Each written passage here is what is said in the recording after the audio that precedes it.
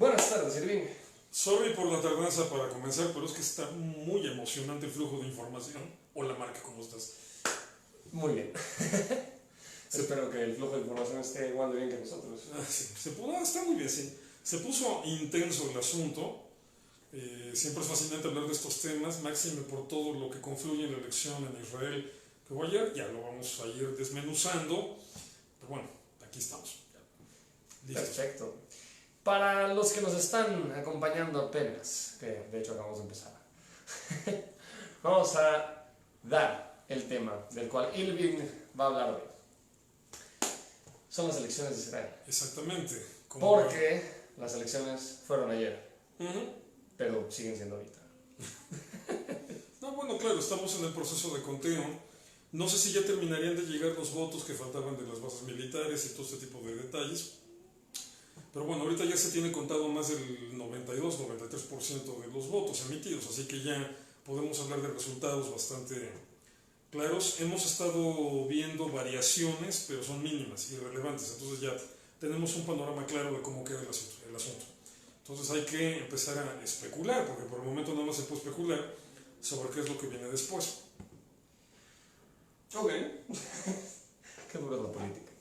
Sí. Ahora, dado el caso que muchas personas que nos están acompañando no saben nada de elecciones en Israel, creo que vamos a empezar por ahí. Nada más quiero poder dar los disclaimers necesarios para poder entrar en el tema. Rápidamente. Bienvenidos todos a esta transmisión para poder entender un poquito sobre la semblanza de qué se viene en la coyuntura de las elecciones. Para empezar, por favor, si quieren comentar algo, háganlo con toda libertad. Por favor, que los comentarios no incluyan ataques, ni a la audiencia, ni a Irving, ni al medio, ni a ustedes mismos. Ni a Mark, por favor. Tampoco a mí, yo estoy acá para ayudar. Eso es principal. Segundo, si quieren hacer spam, eso quiere decir vender algo o realizar proselitismo para cualquier tipo de religión, este no es el espacio. Hay muchísimos grupos y muchísimos medios y muchísimos foros en donde pueden entrar en una discusión religiosa. Este tema específicamente no es un tema religioso, es un tema de naturaleza político y pues la idea es entender. Aquí en Enlace Judío tratamos de clarificar los temas y no confundir. Entonces, para no confundir a la audiencia, por favor, no entremos en temas difíciles. Y el ponente es un ferviente creyente en la separación de religión y Estado, así que... Eso quiere decir que Irving cree en la política como un elemento separado de la religión. Así que vamos a tener una perspectiva bastante amplia y bastante separada de las cuestiones religiosas.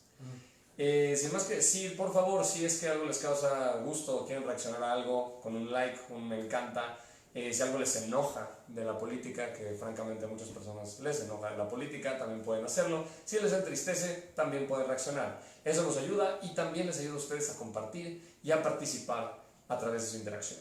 Si quieren compartir este video con alguien que quiere entender las elecciones y que no pueda y que se haya encontrado con mucha información sobre las elecciones de Israel, por favor, háganlo libremente. Para eso estamos.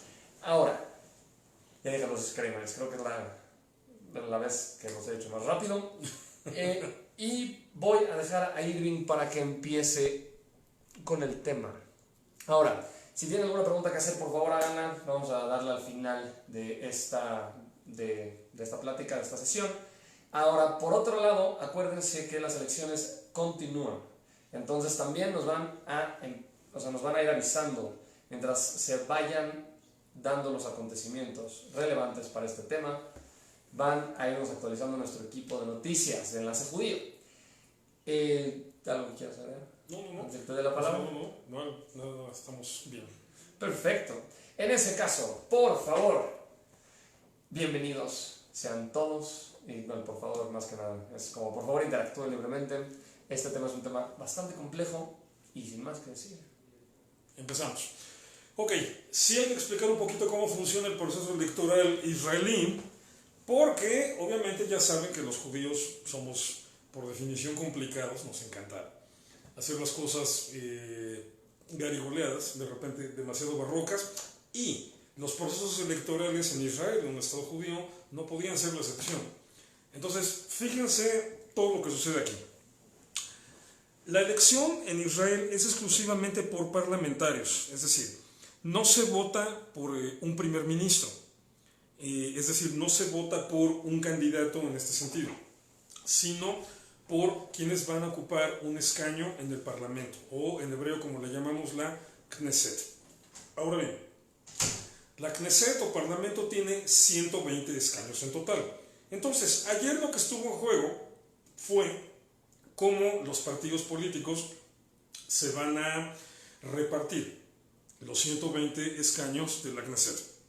Entonces, cada partido tiene que proponer una lista de candidatos, es decir, una lista en donde obviamente va como candidato número uno el que por lógica es el líder de este partido.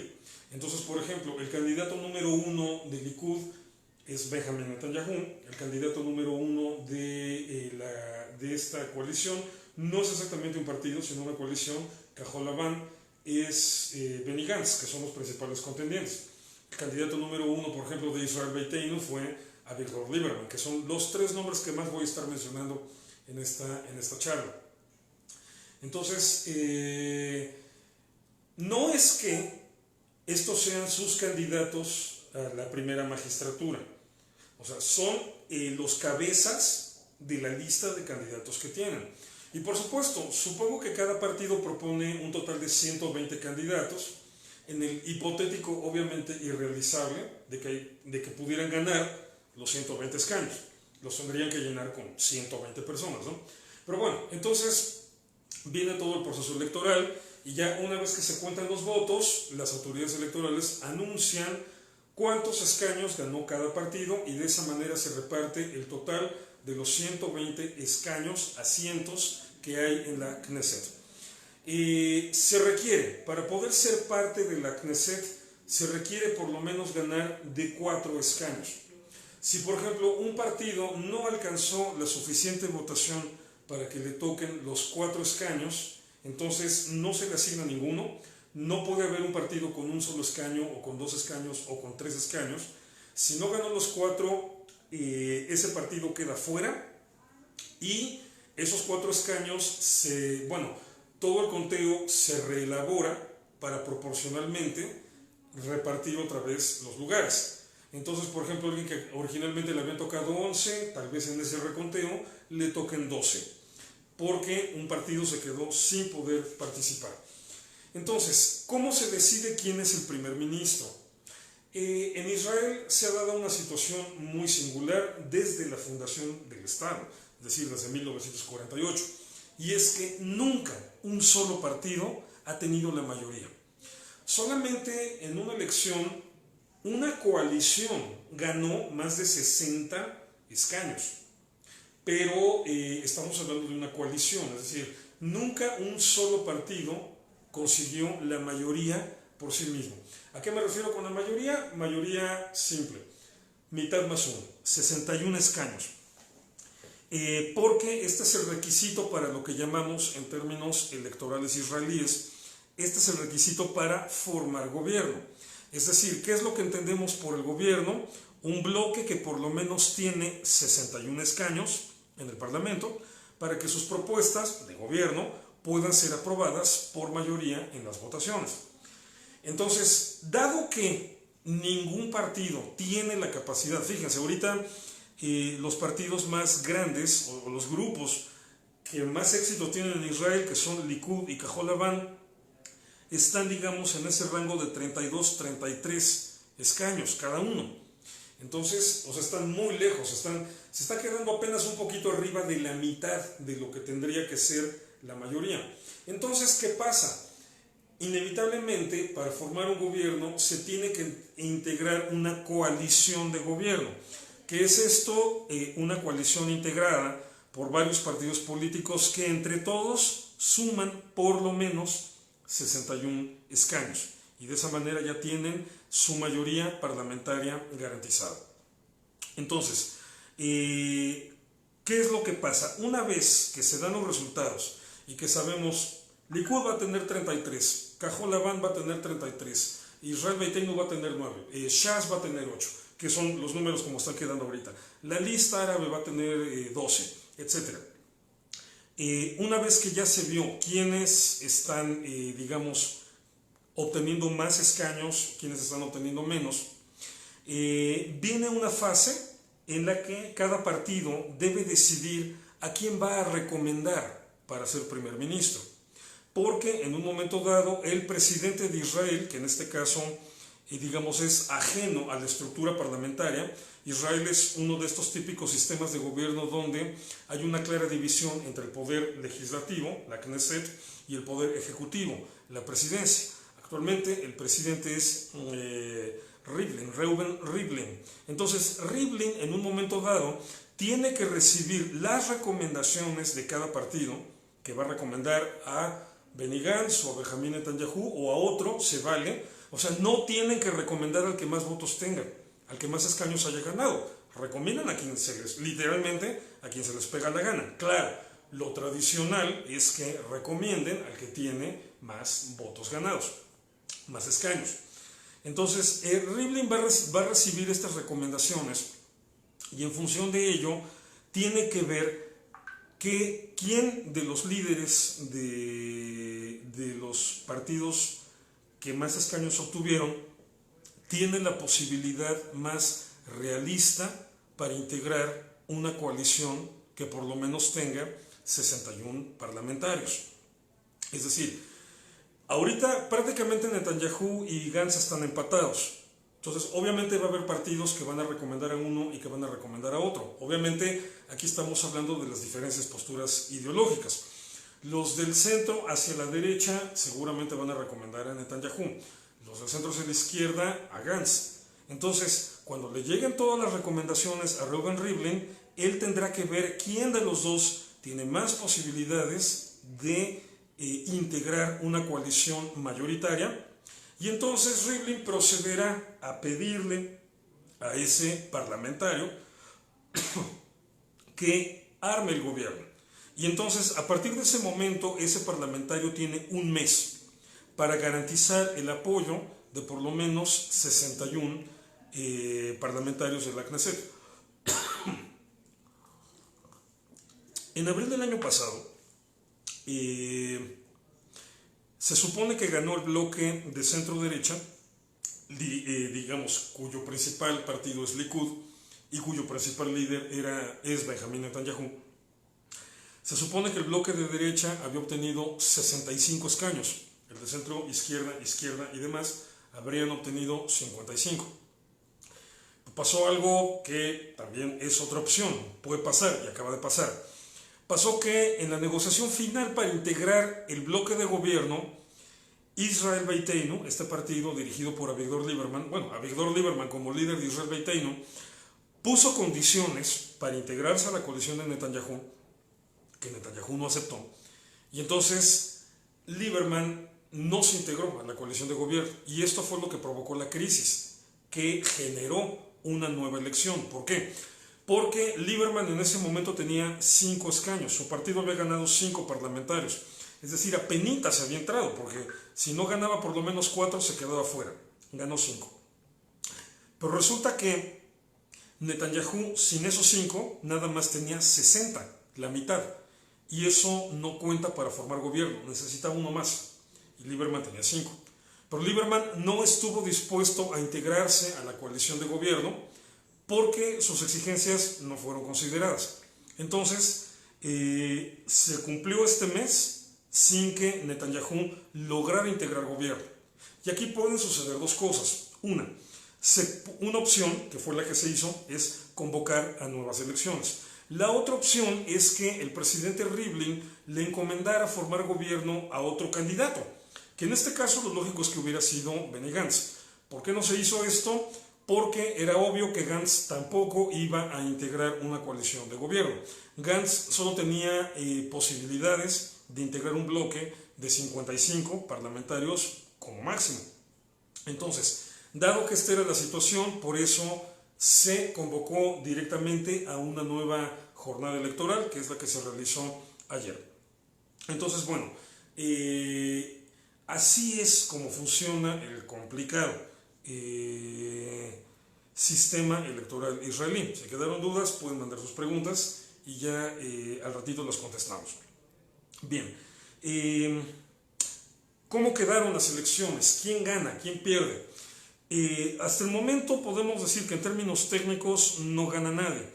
Si ustedes están viendo las noticias o han leído reportajes sobre lo que está pasando en Israel, están calculando que Gantz y Netanyahu, los principales contendientes, están ganando más o menos entre 32 y 33 escaños cada uno con sus partidos. O sea, Cajol Labán, blanco y azul, se llama esta lista conjunta. Cajol es azul, Labán es blanco. Entonces lo pueden encontrar así en la prensa. De repente hablar de Cajol Labán o de repente hablar de azul y blanco, es lo mismo. Es la coalición que está proponiendo a Gantz para primer ministro. Va a tener entre 32 y 33 parlamentarios. Likud, el partido político que dirige Netanyahu, también. O sea, están técnicamente empatados. Entonces, obviamente, depende de quién pueda conseguir por lo menos otros 29 parlamentarios más para tener esa mayoría indispensable de mínimo 61 escaños en la Knesset. Entonces, por eso es tan importante cómo van quedando los resultados de los partidos medianos y pequeños. Entonces, por ejemplo, cifras que llaman la atención. Shas, un partido religioso, Yahadut HaTorah, están en el rango de los 8, 7 escaños cada uno. Son resultados normales. Llama la atención, por ejemplo, que la lista árabe conjunta está ganando 12 escaños, que la lista árabe conjunta es la fusión de 3 partidos políticos de árabes que están participando en bloque, y entre los 3 están ganando 12 escaños, hasta como van los conteos ahorita. Israel Beiteinu, el partido de Avigdor Lieberman, que había ganado nada más 5 escaños en la elección en abril, ha subido por lo menos a 8 escaños, tal vez a 9. Entonces, esta es una noticia interesante. Ahorita vamos a analizar por qué Israel Beiteinu está aumentando proporcionalmente bastante. O sea, si tenía 5 y ahorita va a tener 8, por ejemplo, significa que incrementó en un 60% su capital político. Ayelet Shaked, que había propuesto una nueva coalición, un nuevo partido de derecha, que se creía que no iba a entrar, que no había ganado los suficientes votos como para entrar a la Knesset, ahorita en las últimas cifras estaba anunciando que tal vez el grupo de Ayelet Shaked tendría 7 escaños. Entonces, bueno, ya se coló. Por ejemplo, llama mucho la atención que las coaliciones de izquierda, ahora los partidos de izquierda moderada a extrema izquierda, ya no participaron solos, y fue bastante inteligente de parte de ellos, porque es muy claro que la izquierda israelí se está desplomando. El campamento democrático, o Mahané como le llaman, que básicamente ahí el principal partido es Meretz, está consiguiendo 5 escaños. Antes, en abril, Meretz por sí solo había conseguido 5 escaños. Ahorita, en conjunto con otros grupos, están consiguiendo otra vez nada más esos 5, lo que significa que en realidad cada grupo está más abajo de lo que estaban en abril.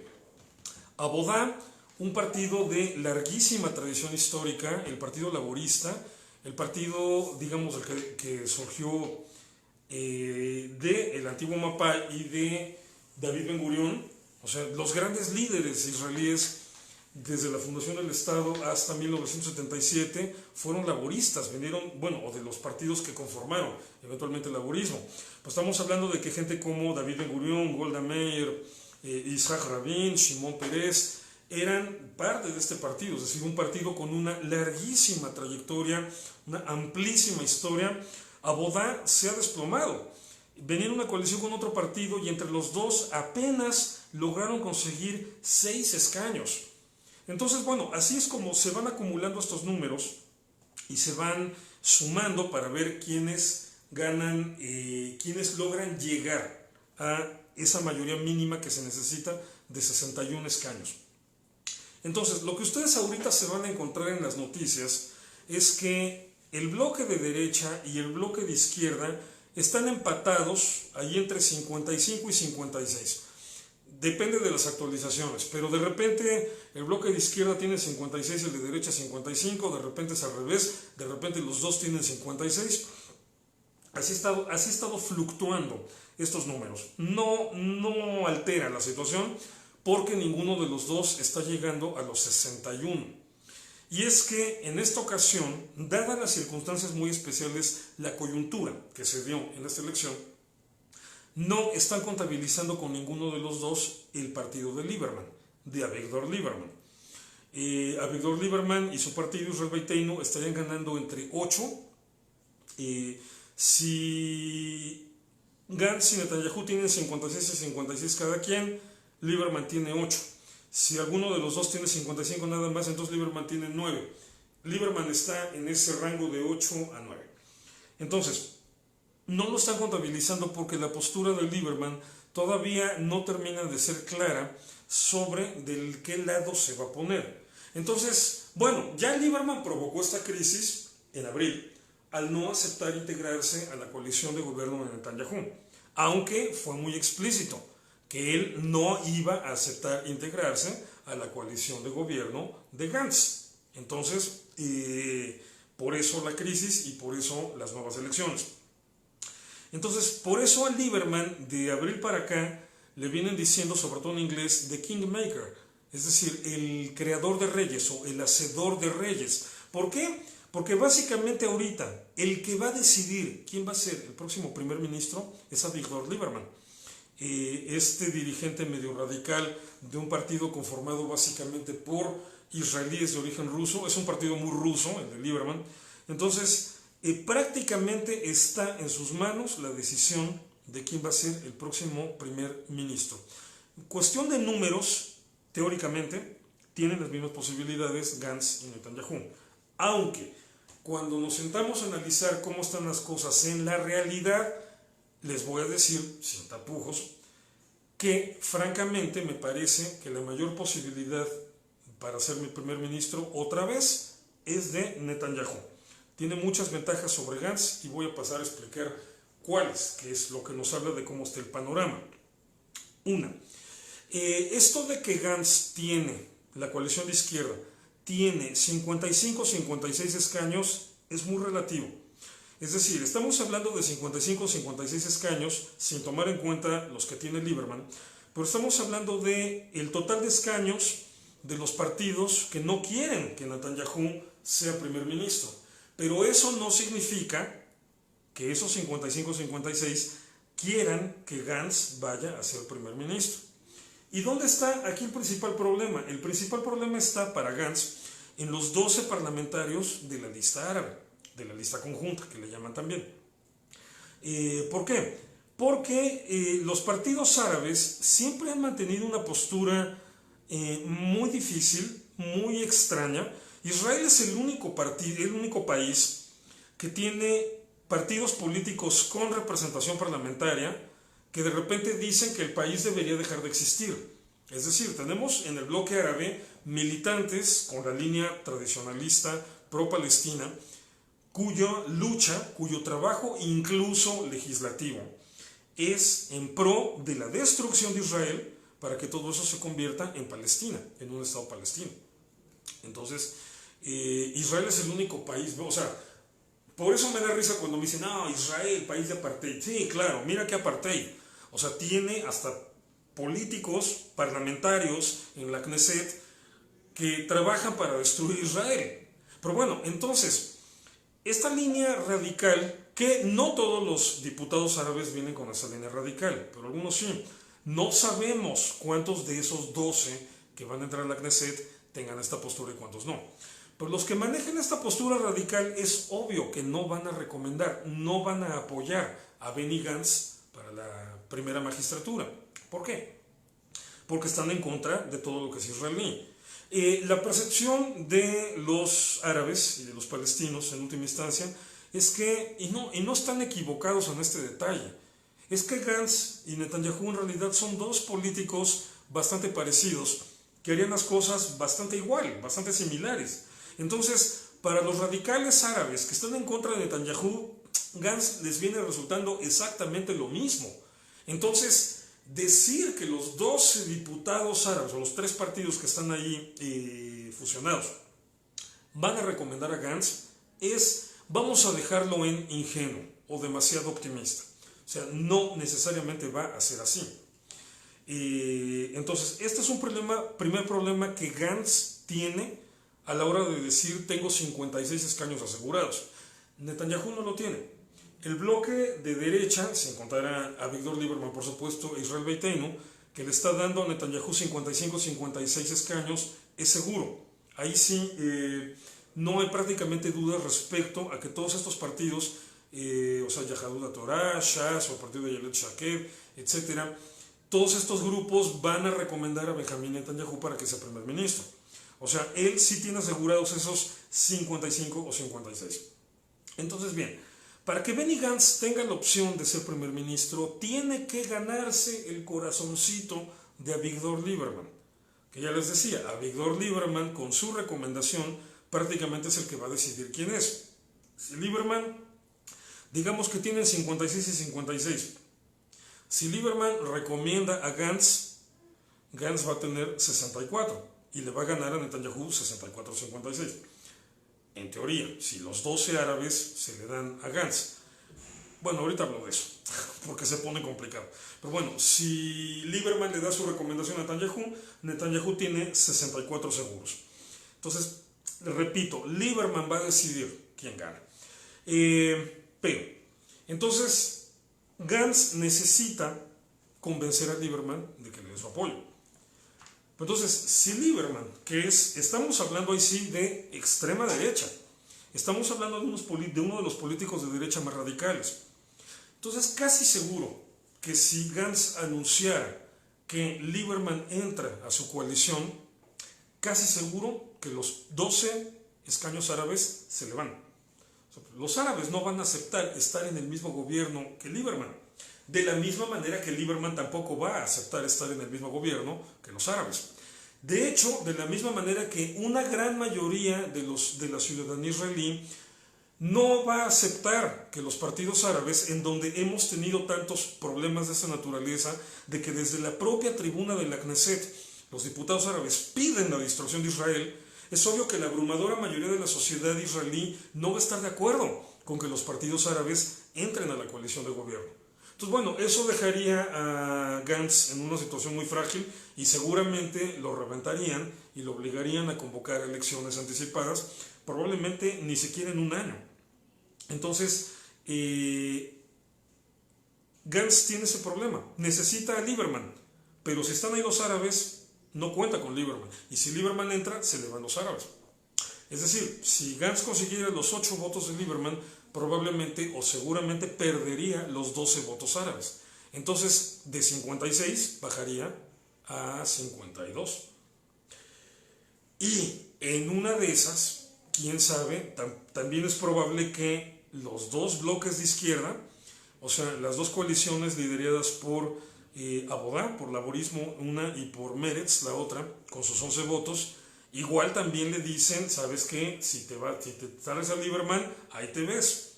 Porque, aunque aquí sí estamos hablando de judíos y de judíos sionistas en teoría, estamos hablando de que son líneas, partidos, grupos, no toleran, o sea, no tragan, pero ni tantito a Víctor Lieberman.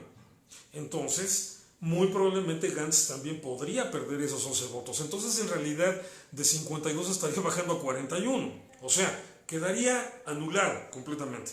Es decir, incluso aunque en una primera instancia Gantz lograra convencer a todos de que se comporten y se mantengan por lo menos para formar gobierno, toda esta inestabilidad, insisto, le puede y más bien le va a reventar en el transcurso de su gobierno.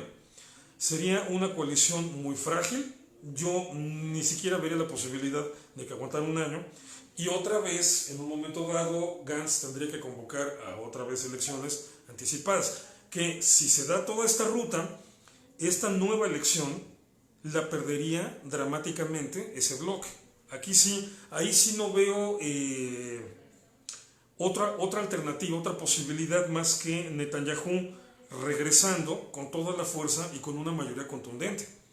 Entonces es obvio que Gantz no se puede dar ese lujo. Tiene en sus manos una mezcla de posturas, de partidos y de ideologías tan disímiles que muy difícilmente las va a poder cohesionar. En cambio, Lieberman lo que tiene que negociar con Netanyahu es lo que siguen siendo sus exigencias. El problema por el cual Lieberman no quiso entrarle a la coalición de gobierno en abril es que él insiste en que ya es tiempo de ponerle un límite a las exigencias desaforadas que en muchas situaciones provienen de los partidos religiosos y que hay que reforzar el perfil laico del gobierno. Personalmente yo estoy de acuerdo, yo siempre he creído que gobierno, Estado y religión mejor que se mantengan aparte. Digo, claro, entiendo que en Israel el fenómeno religioso es importante y por eso me gusta que haya partidos políticos religiosos que tengan presencia en la Knesset y que, representen a todo este sector de la población.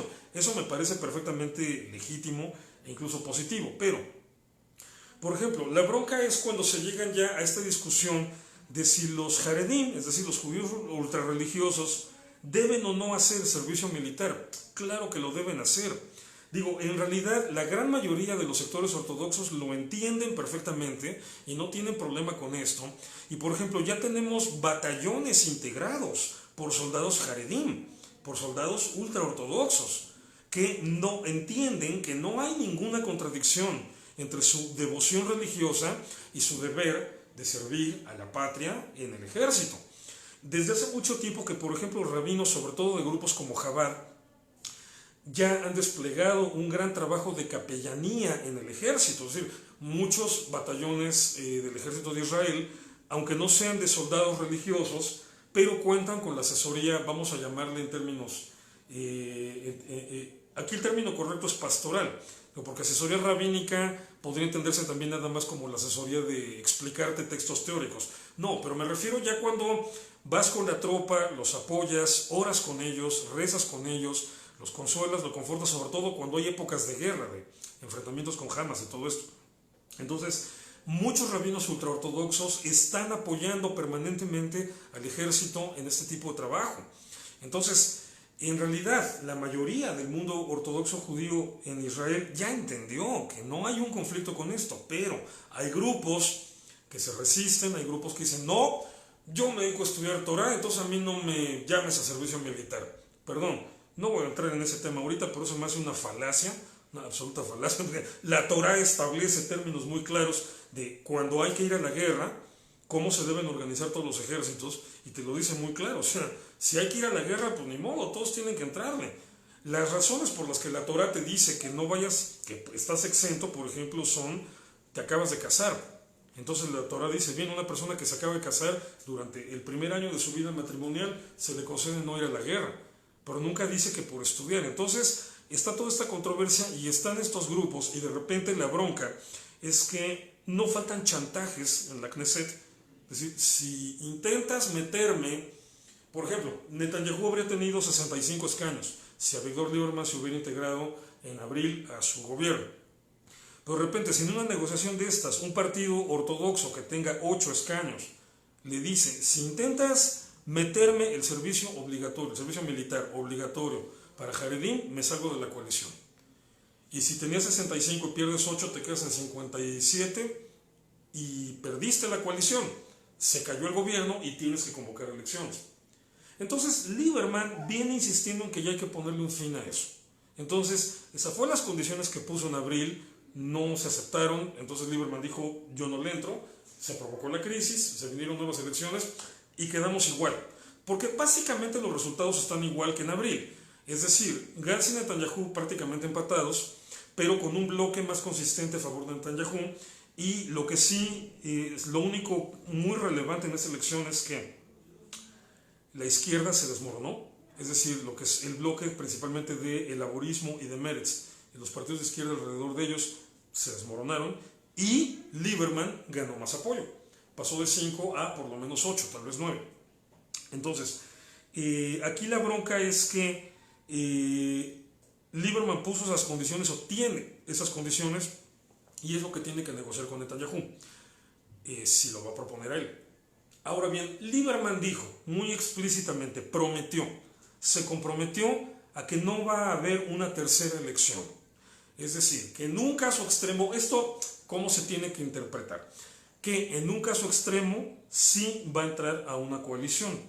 No está diciendo cuál, si la de Gantz o la de Netanyahu. Por todo lo que les acabo de explicar, queda claro que es más factible que entre a una con Netanyahu.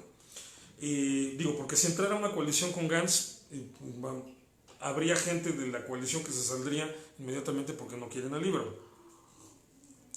Pero bueno, entonces lo que Lieberman viene peleando, viene insistiendo, y ustedes lo van a leer en muchas notas periodísticas, mucho en la prensa, es en que se integre un gobierno de unidad. ¿A qué le llamamos un gobierno de unidad? A cuando, por ejemplo, en este caso tenemos dos grupos predominantes que están liderando las dos fuerzas en pugna en la Knesset. Likud por el lado de la derecha, Cajol Lavan por el lado del centro izquierdo. O sea, la competencia es de uno contra otro básicamente para ver quién queda como primer ministro. Netanyahu contra Gantz. Un gobierno de unidad ya se ha hecho en otras ocasiones en Israel, es cuando la relación de fuerzas está tan pareja que los dos principales bloques opositores, o opuestos más bien, deciden formar un gobierno entre ellos. Es decir, que la coalición de gobierno se hiciera no con el Likud, con todos los partidos de derecha o religiosos, ni con Gantz, con todos los partidos de izquierda o árabes, sino la coalición se hiciera entre el Likud y Cajol Lavan. Funcionaría, porque si cada quien tiene 32-33, estamos hablando de que por lo menos tendrían 65 parlamentarios.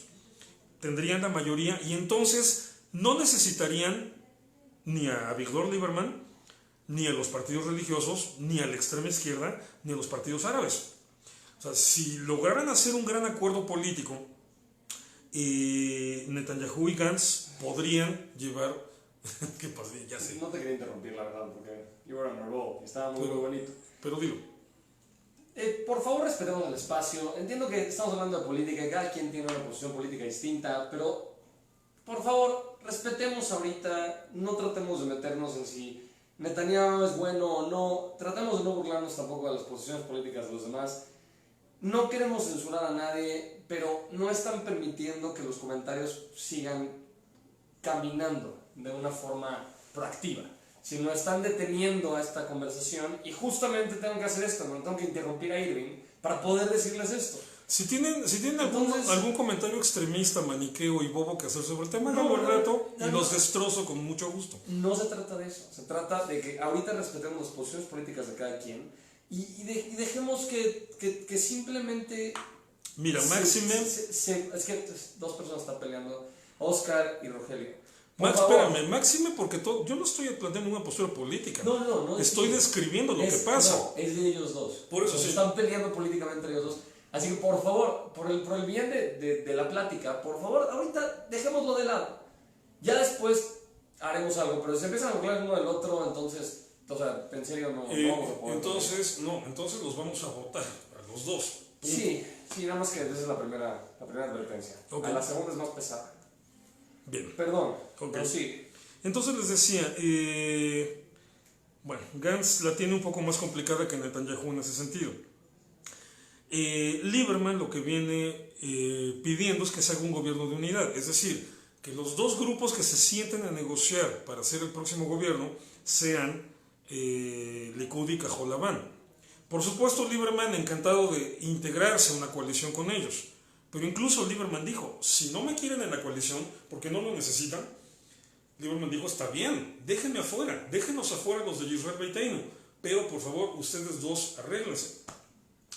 En abril, fíjense, puedo presumir que desde marzo, ya escribiendo sobre ese tema, desde marzo yo lo escribí en mis notas de Enlace Judío, ahí lo pueden buscar y leer, desde marzo lo dije, el panorama político más interesante, más óptimo y más prometedor sería ese, una coalición entre Likud y Cajol Lavan. Pero bueno, en ese momento los dos, Netanyahu y Gantz, estaban que no quiero nada que ver con ese otro tipo, así que no, olvídenlo. Bien, pasó lo que pasó y aquí estamos otra vez en el mismo lugar. Por lo tanto, es interesante que ya a lo largo de estos meses Gantz ya empezó a cambiar de discurso. Netanyahu no, pero la gente cercana a él sí. O sea, Netanyahu no dijo nada del tema, pero muchos ministros del Likud, mucha de su gente importante, ya lo dijo. O sea, no, bueno, sí, claro que podríamos hacer algo con Cajol Labán, ¿por qué no? Nada más que también aquí empiezan las complicaciones. Gantz lo dijo muy claro, de hecho lo dijo desde la elección anterior, que no, o sea, en la elección anterior simplemente dijo, no estoy dispuesto a negociar nada con Netanyahu, punto. Entonces ya después aclaró, puedo negociar con Likud, pero sí quitan a Netanyahu. Entonces, el panorama, evidentemente, es este.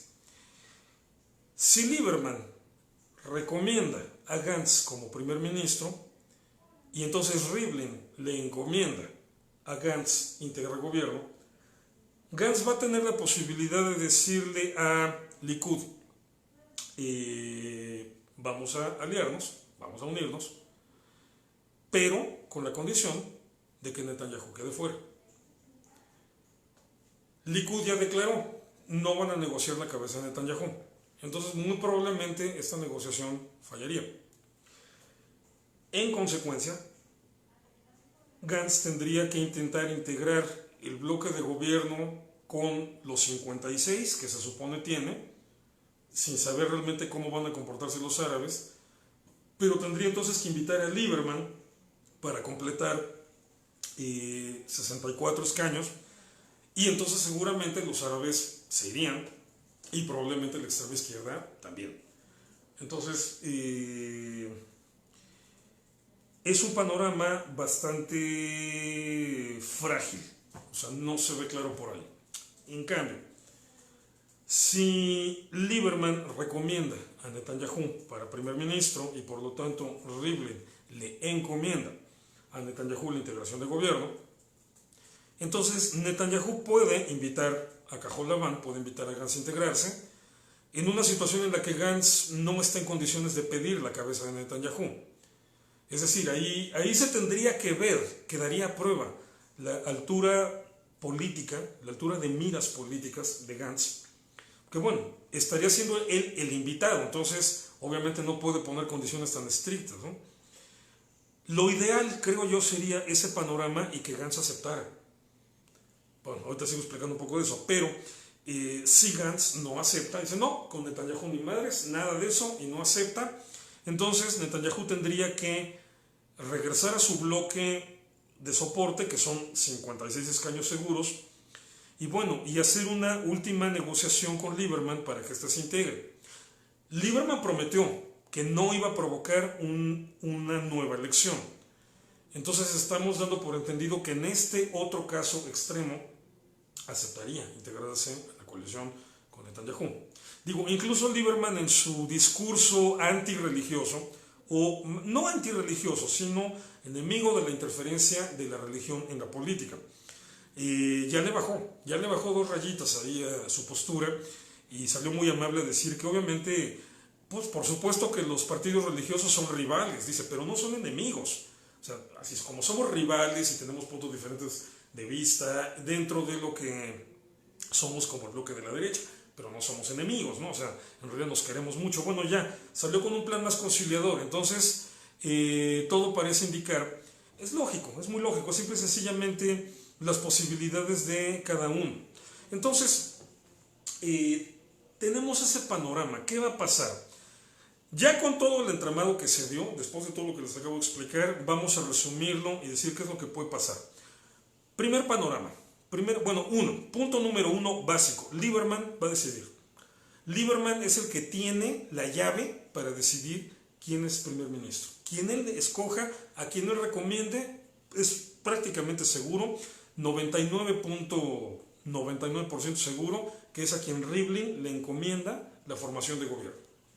Entonces, panorama número 1. Lieberman recomienda a Benny Gantz. Gantz entonces opta por hacer caso de la estrategia de Lieberman y en vez de intentar integrar un bloque de gobierno con todos los partidos chiquitos árabes de izquierda, invita al Likud a integrarse al gobierno, pero pide la cabeza de Netanyahu. ¿Sí? o sea, quiero armar la coalición con Likud, pero sin Netanyahu. Likud le dice no, con Netanyahu o nada. Entonces, no se forma gobierno por ahí, y entonces Gantz tiene que intentar integrar una coalición con los 56 hipotéticos parlamentarios que tiene, más Israel Beiteinu. Panorama número 1 es la oferta con Likud y exige la cabeza de Netanyahu, Likud rechaza y no se logra. Panorama número 1, variación A. Entonces, Benny Gantz intenta integrar esta coalición y obviamente al entrar Israel Beiteinu, los árabes, todos o algunos se salen, e igual algunos de la extrema izquierda se salen porque no quieren Israel Beiteinu. Entonces, panorama número 1, variación A, no se logra integrar gobierno y colapsa. Panorama número 1, variación B.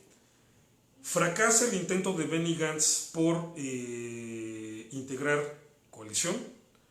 Por estas razones entra Lieberman, se salen árabes, se salen izquierdistas extremos, fracasa y entonces Rivlin, o sea, se acaba el mes, no se integra gobierno y entonces Rivlin le encomienda a Netanyahu formar gobierno, que eso va a ser el panorama B. Entonces ahorita sigo con eso. Pero bueno, entonces esa sería la solución. Panorama 1, variación B, o sea, segunda variante posible. Gantz logra convencer a toda esa feria que parece mole poblano, así con 20.000 ingredientes completamente diferentes, a toda esa feria de políticos que incluyen a Lieberman, a los árabes, a Meretz, a Abodá, etc., los logra convencer de integrar una coalición de gobierno para poder echar a andar el gobierno. Y entonces Benny Gantz queda como primer ministro y Benjamín Netanyahu queda como líder de la oposición. Y bueno, empieza la siguiente legislatura. Bien, es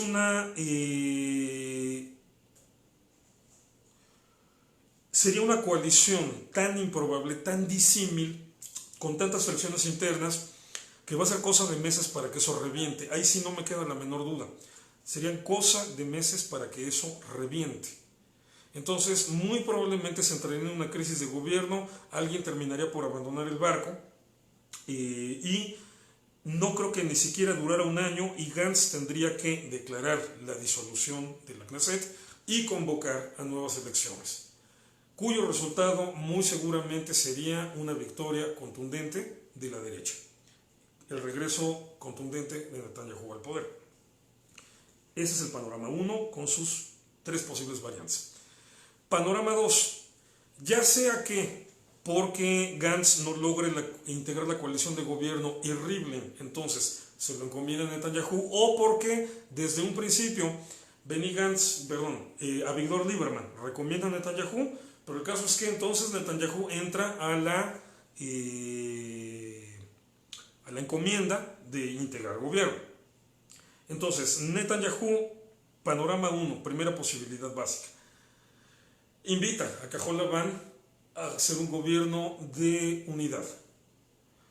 Y Cajol Labán se aguanta porque, bueno, están ellos siendo los invitados y entonces Benny Gantz acepta. Ok, vale. Hacemos gobierno de unidad, Likud, Cajol Labán. Tienen 64, 65 escaños, con eso es suficiente. Tal vez incorporen a Avigdor Lieberman, con eso tendrían más de 70 escaños ya, tendrían una mayoría abundante, aplastante en la Knesset, entonces pueden funcionar bien como gobierno. Ese es el panorama 1. Variación A. Netanyahu le ofrece a Benny Gantz, para convencerlo de que entre, la rotación como primer ministro, porque tomando en cuenta que los dos están ganando más o menos lo mismo, entonces el periodo, que es de 5 años, Netanyahu le dice mitad tú, mitad yo. Ya nada más sería cosa de ponerse de acuerdo quién empieza y quién le sigue. Pero entonces durante 2 años y cachito, Gantz sería primer ministro y durante el otro lapso del mismo tiempo Netanyahu sería primer ministro. Seguramente en este esquema, cuando Gantz fuera primer ministro de Israel, Netanyahu conservaría la cartera de ministro de Relaciones Exteriores, o sea, de canciller, y probablemente también la de ministro de Defensa. Hay que recordar que, ahorita, siendo Benjamín Netanyahu primer ministro, él también es el titular del Ministerio de Defensa y de la Cancillería. Ya cuando Netanyahu pasara a ser primer ministro, entonces seguramente Gantz quedaría como ministro de Defensa, es militar de carrera. Entonces esta sería la primera variante posible de la variación A de esta posibilidad número 2. Variante B, segunda opción. Benny Gantz se pone sus moños y dice, no quiero nada mientras esté ahí Netanyahu y no acepto. Y entonces Netanyahu tiene que recurrir a los demás partidos, a los religiosos, a los de derecha, etc. Y obviamente invitar a Víctor Lieberman a que se integre a la coalición para que entonces tengan 64-65 escaños. Panorama B, o sea, primera variación. Segunda variación en este nuevo caso. A Víctor Lieberman se vuelve a poner sus moños porque no quiere nada con los religiosos en cuestión de logística o de protocolo político. No acepta, no se logra integrar la coalición y se vuelve a llegar al desmantelamiento de la Knesset y se tiene que convocar a nuevas elecciones. Pero bueno, Lieberman prometió que no iba a hacer eso. Entonces, alternativa C. Lieberman pone sus condiciones con la ventaja de que ya vieron que sí es capaz de tronar al gobierno para que haya nuevas elecciones. Y bueno, se tiene que hacer ahí un arreglo a como dé lugar y Lieberman se integra a la coalición de Netanyahu y se integra a esta coalición y entonces así queda el nuevo gobierno israelí. O sea, en resumidas cuentas, queda igual. Todo el relajo de las elecciones anteriores y de las elecciones de ahorita habría sido para que todo quede igual. Que hasta cierto punto es una especie de evaluación del papel que ha desempeñado Netanyahu como político. Es decir, aún en todas estas variaciones, o sea, es tan complicado, tan fácil, más bien tan difícil de consolidar algo ahorita, que el resultado de esta elección refleja una política, una estructura política, digamos, frágil, parlamentariamente hablando, pues tan frágil como lo era hace un año, o a principios del 2019. Entonces, ¿esto qué significa? Que la sociedad israelí, en términos generales, sigue viendo las cosas como las veía a inicios de 2019. Y entonces, básicamente, de lo que se trata todo este esfuerzo que la izquierda ha lanzado con el objetivo de reventar a Benjamín Netanyahu, acusándolo de corrupción, porque eso es un hecho. Han intentado tronarlo por el lado judicial, visto que en las elecciones, máxima la izquierda, lo que es la verdadera izquierda israelí, que ahorita quedó reducida a 11 escaños, está visto que en las urnas nunca le van a ganar a Netanyahu. Entonces lo han intentado tronar por el otro lado. Pero el hecho de que la situación después de esta elección sea prácticamente la misma, significa que el electorado israelí, o sea, la ciudadanía israelí, no ha cambiado su opinión sobre Netanyahu. Es decir, los que lo odian, lo siguen odiando, los que lo defienden, lo siguen defendiendo, y son mayoría. Entonces, esto evidencia que todo este entramado judicial que la izquierda ha construido para lanzarse al ataque contra Netanyahu no ha impactado significativamente en la sociedad israelí. Es decir, que la mayoría de la sociedad israelí sigue sin creerse la pretensión de la izquierda de que Netanyahu es corrupto. Entonces, o sea, que lo juzgue la ley y ya si encuentran algo que lo truenen y si no, que lo dejen en paz.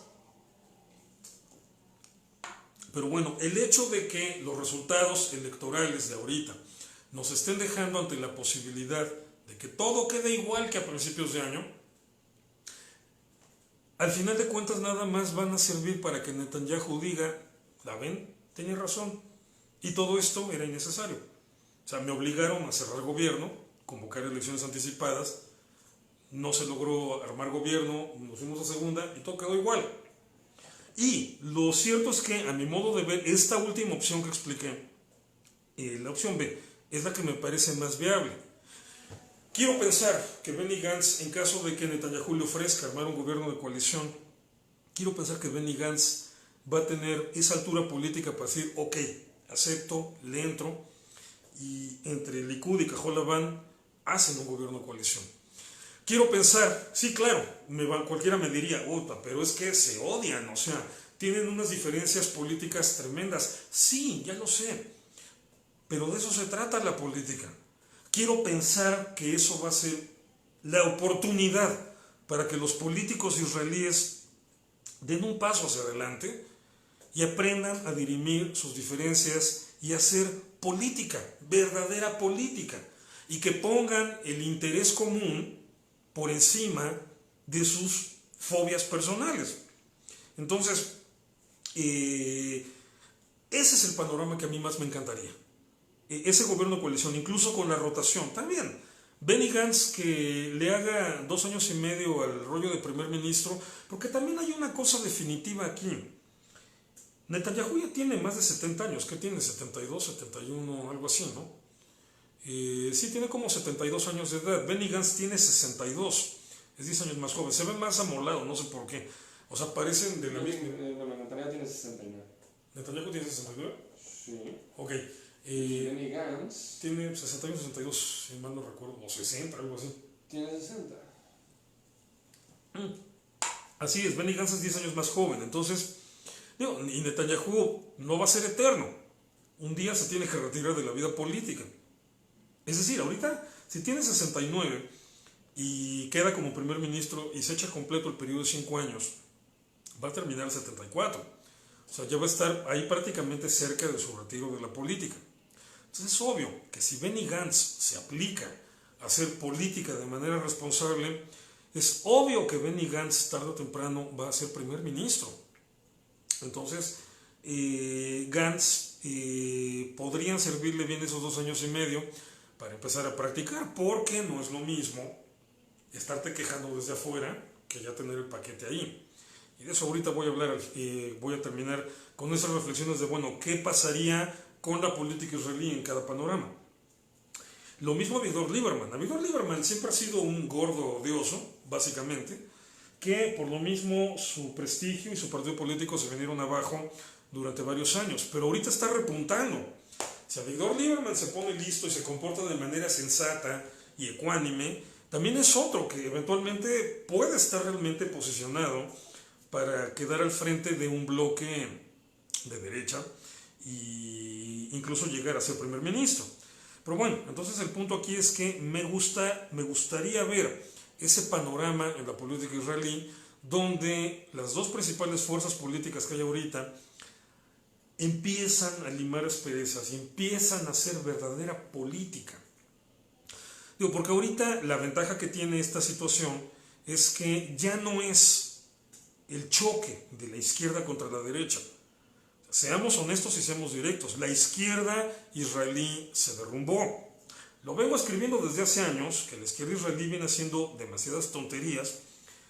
Me han mandado cartas, me han retado debates desde Israel, o sea, bueno, ha pasado cualquier cantidad de cosas con esto. Pero, sorry, ahí está el resultado electoral. La gente le ha perdido, le ha quitado el voto de confianza a la izquierda israelí y están colapsados. Un día les vuelvo a contar por qué, creo yo, pero bueno, el punto es que están colapsados. Y entonces ahorita la pugna es entre 2 políticos que en realidad manejan puntos de vista muy similares. Es decir, si Benny Gantz fuera primer ministro, podemos esperar básicamente que la política de Israel sea muy parecida a la que ha estado llevando Netanyahu. Incluso, por ejemplo, en materia de conflicto, probablemente hasta más agresiva, que de repente Gantz, Lieberman también, se han quejado de que Netanyahu es demasiado blando con Hamas en Gaza. Que bueno, lo he también publicado en artículos, he explicado por qué en realidad, creo yo, el punto de vista correcto lo tiene Netanyahu. Que lamentablemente lo complicado del caso es que no se trata nada más de Gaza, sino de todo un entorno geopolítico que Netanyahu, bueno, que Israel, quien sea, tiene que manejar con pinzas, porque se está logrando ahorita el acercamiento con las naciones, con los reinos sunitas. Arabia Saudita y todos los que vienen detrás de ella. Máxime ahorita con el ataque con drones que Irán, es evidente que lo organizó Irán y que afectaron una de las principales plantas de producción de petróleo de Arabia Saudita, están empujando, o sea, los iraníes son irresponsables y bobos hasta decir basta. Con este tipo de medidas, con este tipo de ataques, están empujando a Arabia Saudita a reforzar su alianza estratégica con Israel. Entonces, sí, Israel puede aplastar a Hamás en Gaza, pero ¿cuál sería el costo geopolítico de eso? Entonces, bueno, Israel tiene que manejar con pinzas todas estas situaciones para evitar que un operativo a gran escala en Gaza entorpeciera o hiciera retroceder los avances que ya se han logrado en algo que lamentablemente, fríamente, hablando de política, sobre todo política internacional, algo que es más importante y que es consolidar la alianza entre el bloque sunita e Israel. Cuando esa alianza esté perfectamente bien consolidado, vamos a decir, toda esta farsa anti-israelí que ha sido la llamada causa palestina se desmorona por sí misma. Sobre todo porque los palestinos siempre han tenido la pésima decisión de apoyar a Irán, de ponerse a favor de Irán. Entonces, pues obviamente los saudíes están bastante molestos con eso. Los saudíes cada vez le tienen menos paciencia a los palestinos. Entonces, una solución de fondo, a largo plazo, una solución verdadera, que no solamente garantice la derrota de todo este proyecto palestino o pro-palestino para destruir Israel, sino más importante que eso, que además cree las condiciones para que se pueda dar una solución para que los palestinos por fin vivan en paz y se puedan dedicar a trabajar, a prosperar y a pasarla bien, y se dejen de insistir en una lucha que no tiene sentido ni futuro. Entonces, perdón, ya sé que mucha gente de Netanyahu con la pena. El señor ha tenido el grandísimo mérito de estar muy consciente de todo esto y por eso se ha ido con pies de plomo en esta cuestión del conflicto. Sí, es impopular, porque bueno, tienen que estar poniendo ahí el Kippat Barzel, o sea, la cúpula de hierro, para evitar los ataques que vienen desde Gaza. De cuando en cuando tienen que cañonearlos y eliminar a algunos líderes. Es una situación difícil, pero el problema es que no es una situación aislada, es parte de todo un entramado geopolítico que involucra eventualmente a Hezbollah, a Líbano, a Siria, a Irak.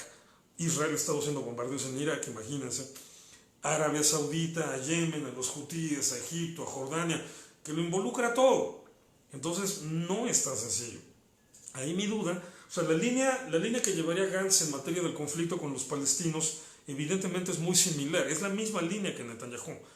La única duda que tengo es si Gantz estará consciente de todas estas implicaciones o cometería el error de tomar decisiones más fuertes que pusieran en riesgo los acercamientos diplomáticos con el mundo suní. Pero, salvo eso, que es importante, pero salvo eso, básicamente la línea política de Gantz sería la misma. Entonces, un gobierno de Gantz no sería muy diferente al de Netanyahu.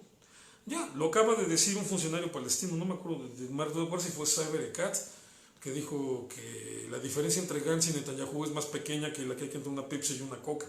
Eso lo dijo ayer. Porque es cierto. Y por eso también es un hecho que la lista árabe no necesariamente va a recomendar a Gantz. Entonces, bueno, ¿qué expectativas habría de un cambio de gobierno? Es decir, de que Netanyahu quedara fuera y Benny Gantz quedara como primer ministro. No muchas. O sea, en realidad es un panorama en el que el gobierno seguiría conduciéndose por una línea bastante similar, aunque otra vez hay que considerar dos variantes. Una variante sería que Gantz lo lograra hacer sin la izquierda extrema, sin los árabes, etc. Sería, en caso de que Gantz llegara a ser primer ministro, la mejor. Pues la segunda, la bronca es que si Gantz logra meter a todo mundo, todo este pozole que les decía, variopinto en su coalición, es que los partidos árabes, que en muchas ocasiones han declarado su intención de destruir Israel, entrarían a ser parte del gobierno. Y eso los pondría en contacto con toda la información confidencial importante de Israel. Entonces, eso es un riesgo. Y eso eventualmente no lo va a perdonar la sociedad israelí. La sociedad israelí no le va a perdonar a Benny Gantz que ponga a Israel en ese nivel de riesgo. El riesgo de todas maneras está presente, porque si Netanyahu queda al frente del gobierno y convence a Cajol Lavan, a Gantz, de que le entren y ellos forman gobierno, el partido, el grupo, la agrupación, la coalición que tiene más escaños es la lista árabe.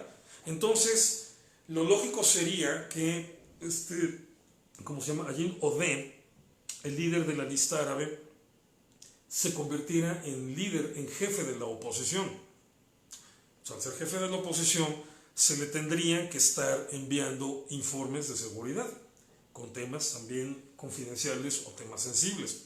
Pero bueno, ahí todavía existe la opción de que la oposición vote por otro, porque puede ser, o sea, el hecho de que Odeh sea el principal, el líder del grupo mayoritario, no significa que tenga que ser el líder de la oposición.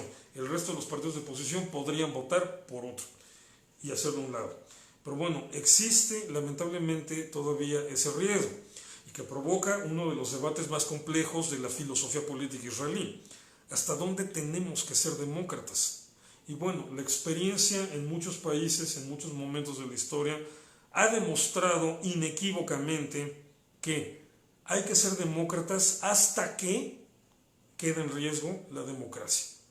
O sea, no puedes en nombre de la democracia suicidarte o poner en riesgo mortal los valores, menos aún las estructuras de una nación democrática. Pues, lamentablemente, la coyuntura con los árabes todavía, si bien a nivel de sociedad muchos árabes están cada vez más contentos de estar integrados en la sociedad israelí, e incluso están en el ejército, por ejemplo, a nivel político, su representación política con estos partidos todavía no llega a ese punto de madurez y de, digamos, coordinación.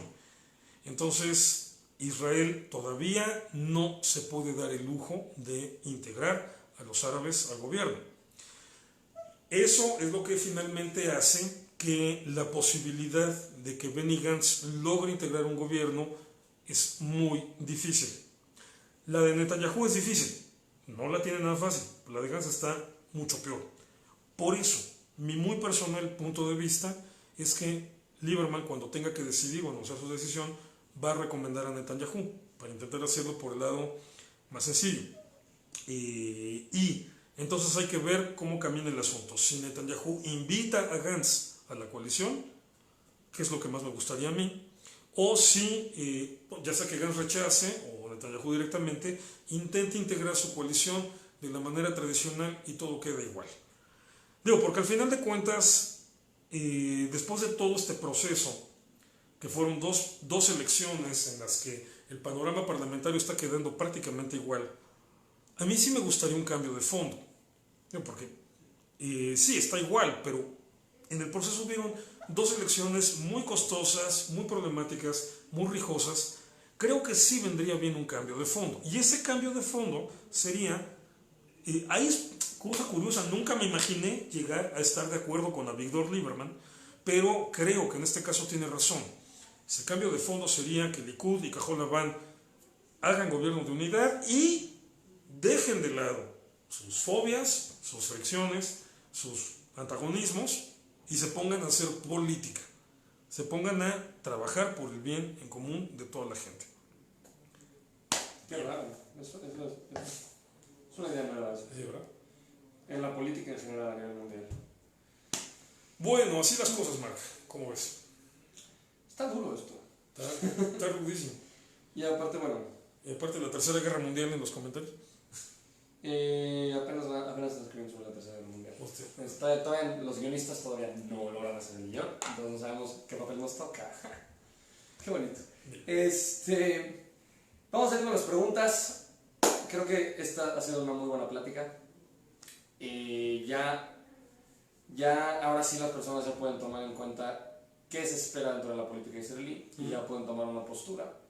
Si quieren compartir su postura o quién creen que debería ganar, respetuosamente, por favor háganlo en los comentarios. Odette Ríos que dice gran explicación, Irving, gracias. Muchas personas están justo diciendo exactamente lo mismo. Roberto Elías también dice muy claro todo, gracias. Areva Zion dice gracias por aclarar estas elecciones. Bueno, y aparte te mandan saludos. De hecho, Adela Sonana está con nosotros y tiene una pregunta que creo que debería ser la primera. Si es que se hace una coalición Likud Kajol-Lavan, ¿quién sería el primer ministro? Planteé dos opciones. Bueno, una opción es que depende de que se haga esa coalición, depende a quién se lo hayan encomendado. Es decir, un panorama es que se lo encomienden a Gantz y Gantz invite a Likud, o es diferente que se lo encomienden a Netanyahu y Netanyahu invite a Kajol-Lavan. En el caso de que Gantz invite a Likud, sería solamente, Gantz lo ha dejado muy claro, con la condición de que Netanyahu quede fuera. Entonces Gantz sería el primer ministro si Likud acepta. En el otro caso, si Netanyahu es a quien se le encomienda y él invita a Kajol-Lavan, hay dos opciones. Una, que Netanyahu le diga a Kajol-Lavan, le entras, pero el primer ministro soy yo, y seguramente le ofrecen a Gantz la cartera de ministro de Defensa, y a ver si Gantz acepta. O la otra opción es que Netanyahu le proponga a Gantz una rotación. Entonces 2 años y medio sería el primer ministro Netanyahu y los otros 2 años y medio sería el primer ministro Gantz. Ya nada más habría que decidir quién primero y quién después. Ese sería probablemente el panorama más razonable, tomando en cuenta pues, que los dos partidos están quedando empatados, como que sería lo más lógico. Y repito, en ese panorama yo creo que lo más lógico sería Netanyahu, o sea, teniendo Netanyahu la encomienda, su oferta más generosa sería decirle a Gantz, la mitad del tiempo tú, la mitad del tiempo yo. Y mientras tú eres primer ministro, yo soy canciller y o ministro de Defensa. Y bueno, si Gantz acepta, vale, puede funcionar así. Y ya después cuando se inviertan, seguramente el tiempo que Netanyahu vuelva a ser primer ministro, o siga siendo primer ministro, Gantz queda como ministro de Defensa. Ese es el panorama más lógico que yo vería. Entonces, tenemos esas 3 opciones. O sea, el primer ministro es Gantz siempre, y eso sería prácticamente un hecho si le encomiendan a Gantz crear gobierno y convence al Likud de entrarle sin Netanyahu. En el otro panorama, Netanyahu sería primer ministro, todo el tiempo se convence a Gantz de quedarse nada más como ministro de Defensa y entrarle. O la tercera alternativa sería esta rotación. Mitad tú, mitad yo, y ya nada más nos organizamos cuándo. Ok. Bienvenido, Luis Antonio. Gracias por acompañarnos y también te dice que excelente explicación. Leslie Ackerman. Saludote también. Dice que brillante como siempre, profe. Gracias. Sí, es un amigo con el que nos echamos largas charlas de música, pero también nos encantan estos temas. Muchos saludos. Ok, voy a continuar con las demás preguntas. ¿Qué tanto valdría la pena ir a una tercera elección? No. Carísimo. O sea, si se hace una tercera elección, el dinero gastado en elecciones desde la de abril para la tercera sería incluso mayor que el presupuesto de salud que hay en Israel. O sea, la bronca aquí es lo carísimo que sale. Todo proceso electoral es caro, ya se sabe. O sea, imagínate, o sea, que de repente en menos de un año tengas 3 elecciones. No, o sea, y aparte, lo más seguro es que todo quedará igual.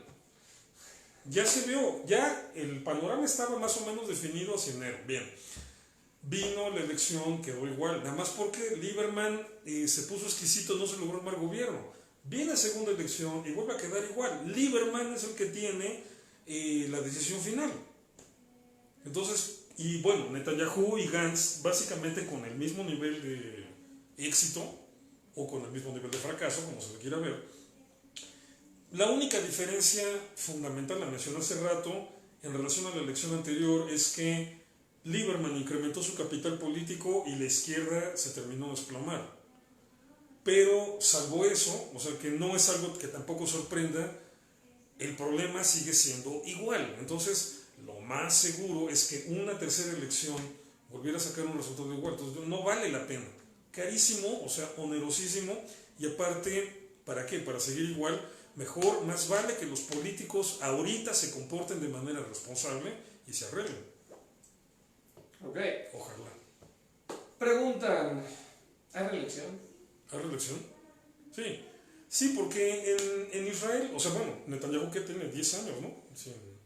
O sea, viene ganando ya... Tiene 69, pero... sí. Chiquito, ¿no? Chiquito. En primaria, no. Me refiero a 10 años de primer ministro. No, claro que se puede reelegir. Lo que pasa es que aquí no existe en estricto la figura de la reelección del primer ministro, porque repito, en el sistema electoral israelí no se vota por el primer ministro. Tú no votas para que Netanyahu sea primer ministro, tú votas por Likud. Y claro, Likud ya trae su lista de quién va al frente y quiénes entran después.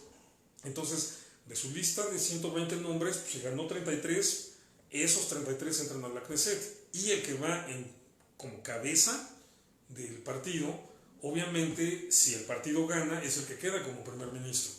Pero digamos es por derivación de que le diste tu voto al partido y el partido ganó. No votaste por Netanyahu, votaste por Likud. Entonces, no estamos hablando en términos estrictos de una reelección, porque la votación no fue por él. Pero claro, obviamente en este esquema, sí, un primer ministro se puede estar reeligiendo indefinidamente. Claro, eso no es tan sencillo.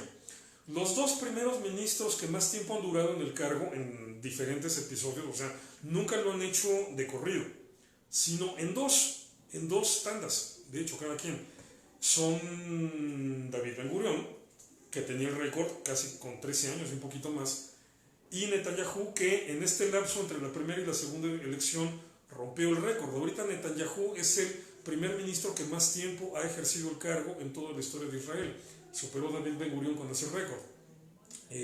Entonces esto porque sí existe la posibilidad de que en una nueva elección el primer ministro en funciones vuelva a quedar o alguien que ya ha sido primer ministro lo haga. Netanyahu su primera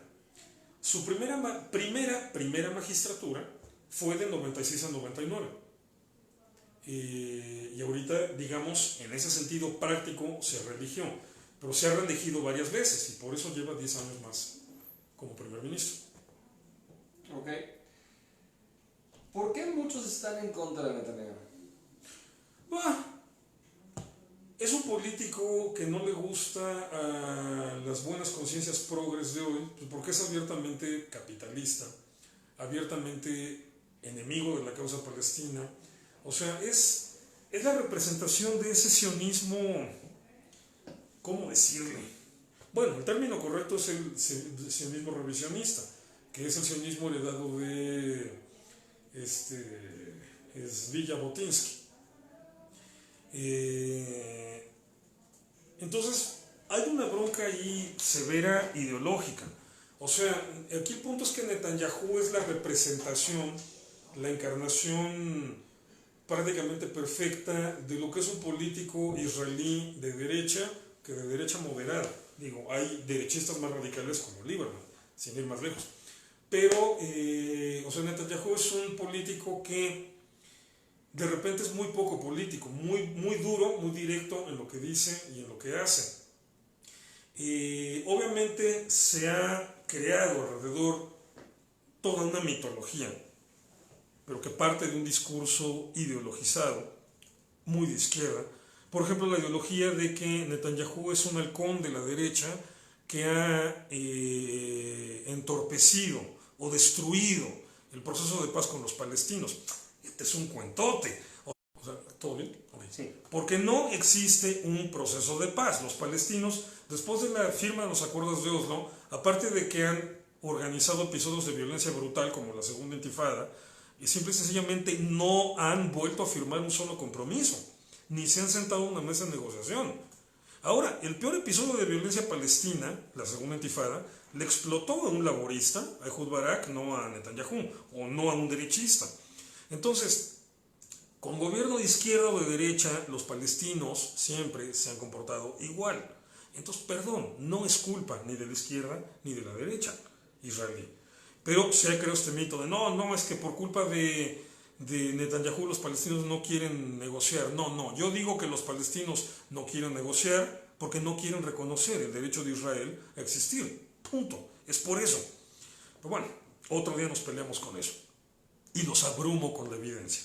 Entonces, se ha creado esta imagen de que Netanyahu es un nacionalista recalcitrante que básicamente quiere el exterminio de los palestinos. Falso. O sea, los palestinos siguen creciendo una tasa de natalidad de más de 3 hijos por familia y nadie los está exterminando. O sea, cada vez son más y más y más y más. Básicamente con ellos, ¿seguimos bien? Perdón, es que se está cortando, pero ya regresamos. Disculpen las... Entonces decía, se ha creado también esta imagen de que Netanyahu quiere un genocidio de palestinos. Falso. Eso también es otro cuentote digno de gente tonta, perdón que lo diga así. Pero nadie ha intentado jamás exterminar árabes en Israel. Nunca. Hubo desplazados de guerra, sí, porque hubo una guerra, porque la declararon los árabes, y hubo lo que hay en todas las guerras, desplazados de guerra. Pero nadie los intentó exterminar.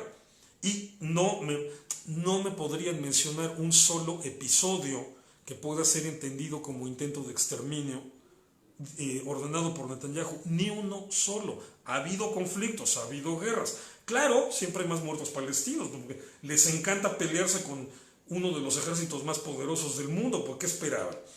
Pero bueno, incluso dentro de los rangos de lo que son este tipo de conflictos, la cantidad de palestinos que mueren son pocos, en comparación de los que mueren en otros conflictos.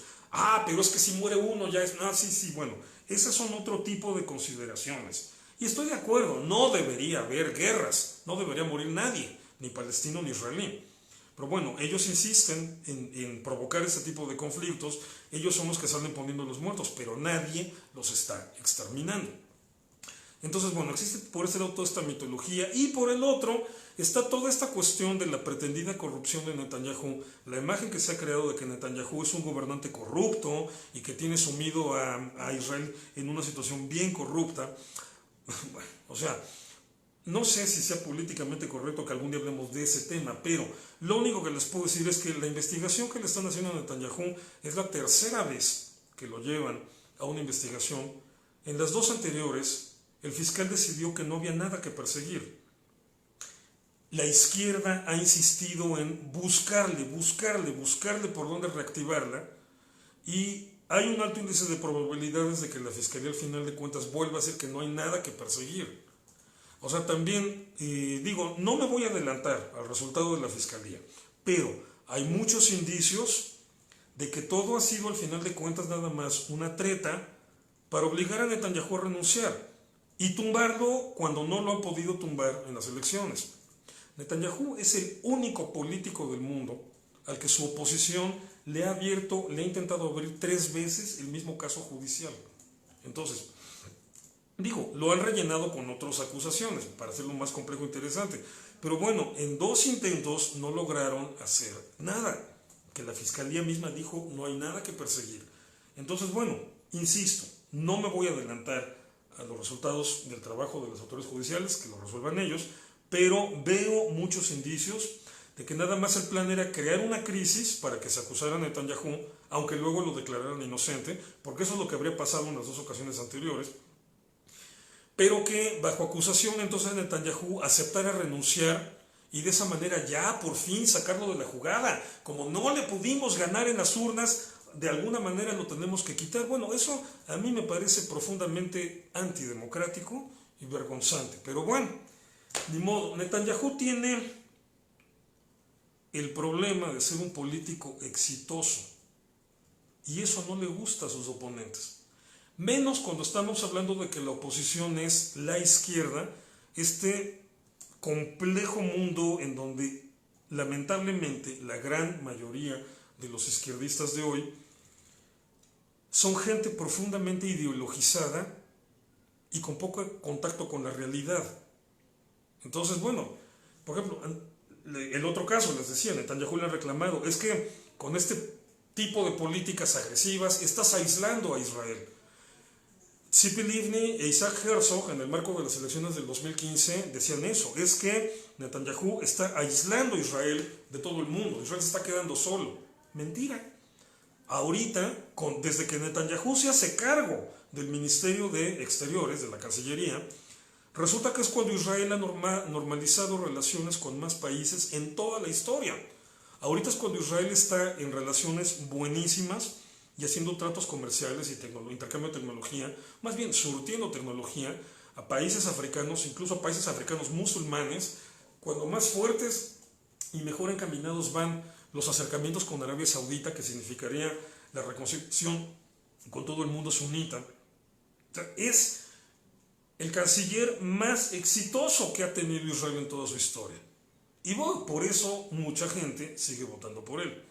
Israel ha tenido en los últimos 30 años problemas de, ¿cómo decirlo?, en materia de economía. Bueno, tuvo etapas de inflación muy graves. O sea, de hecho, les cuento un chisme.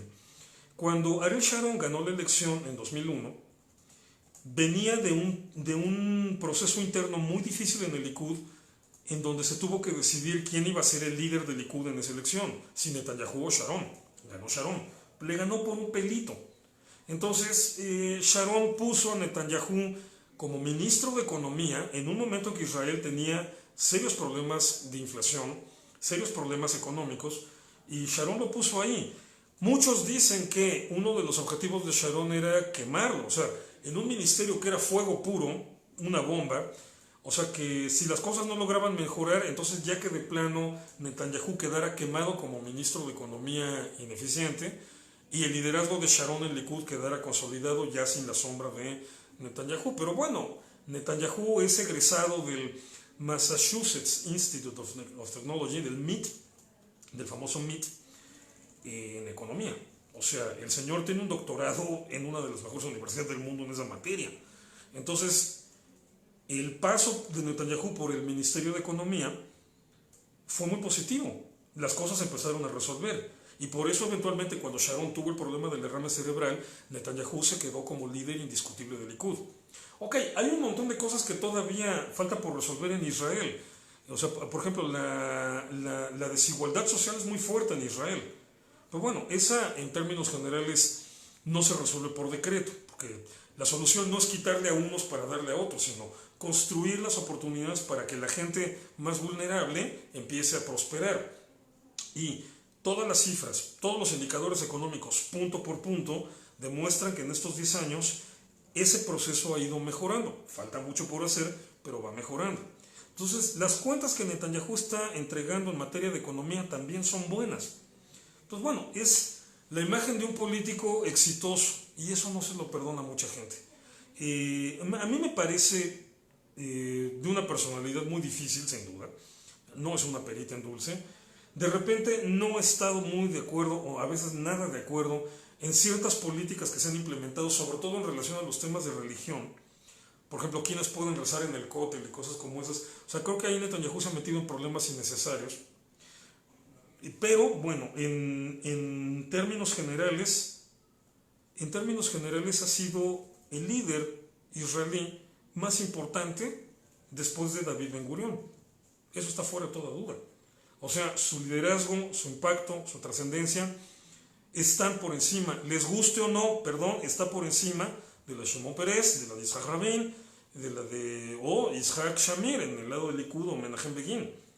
Entonces, pues, es muy difícil enfrentarte con un político así, sobre todo cuando tiene el mal gusto de ser capitalista. Ay, qué horror, o sea, que sean capitalistas. Bueno, ni modo, capitalismo funciona, el socialismo no. Por eso la sociedad israelí, profundamente izquierdista, desde 1948 hasta inicios de los 70, ha dado un giro porque esta otra alternativa les está funcionando mejor. Punto de vista personal, pero bueno, creo que es por eso. Ok, vamos a proseguir. O sea, perdón, sí, lo admito, soy likudnik, lo admito. Ok. Voy a seguir con las demás preguntas. Venga. ¿Israel se considera capitalista o socialista? Buena pregunta. ¿O algún otro sistema?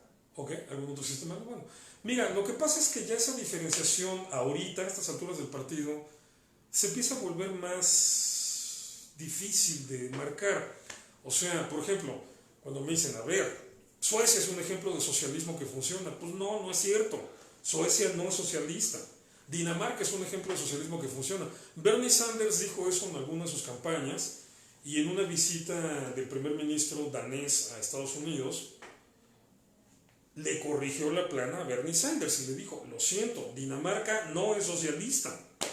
En la actualidad, lo que muchos países avanzados están desarrollando es esta fusión de implementar políticas sociales, socialistas, valga la redundancia, es decir, porque todo este ideario de Marx, que tiene que ver, digamos, en esencia con la búsqueda de una sociedad más justa, es muy válido. Y no nada más es muy válido, es muy lúcido. Las aportaciones del marxismo en ese sentido han sido buenas.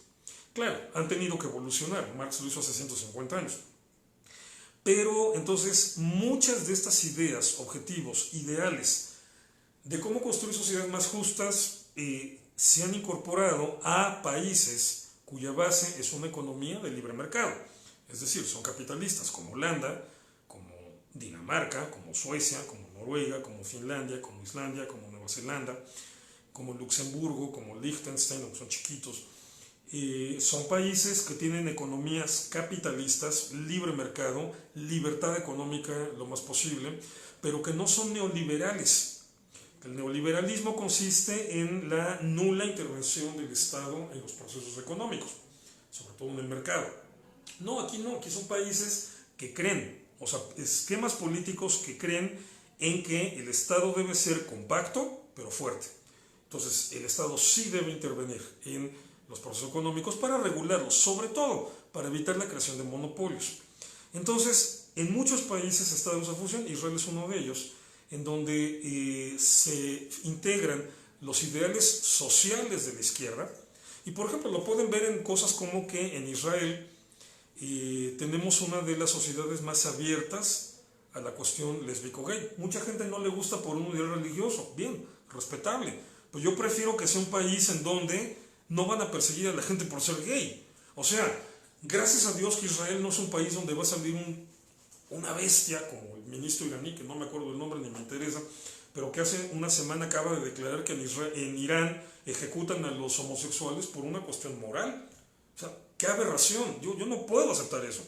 Entonces, aunque no esté de acuerdo con la homosexualidad como práctica individual, es decir, no soy gay, es el punto, o sea, sí, yo no lo soy, no, pero... Perdón, me reí porque tú dices que toda la explicación, es decir... No, bueno, claro, sí, voy a ese punto, o sea, pero tengo una gran cantidad de amigos gays en el medio musical en el que me desenvuelvo. Espérame, déjame acabar. Tengo una gran cantidad de amigos gays y lo que más me daría vergüenza es que por ser gays estuvieran en riesgo en un país como Israel. Eso me daría vergüenza.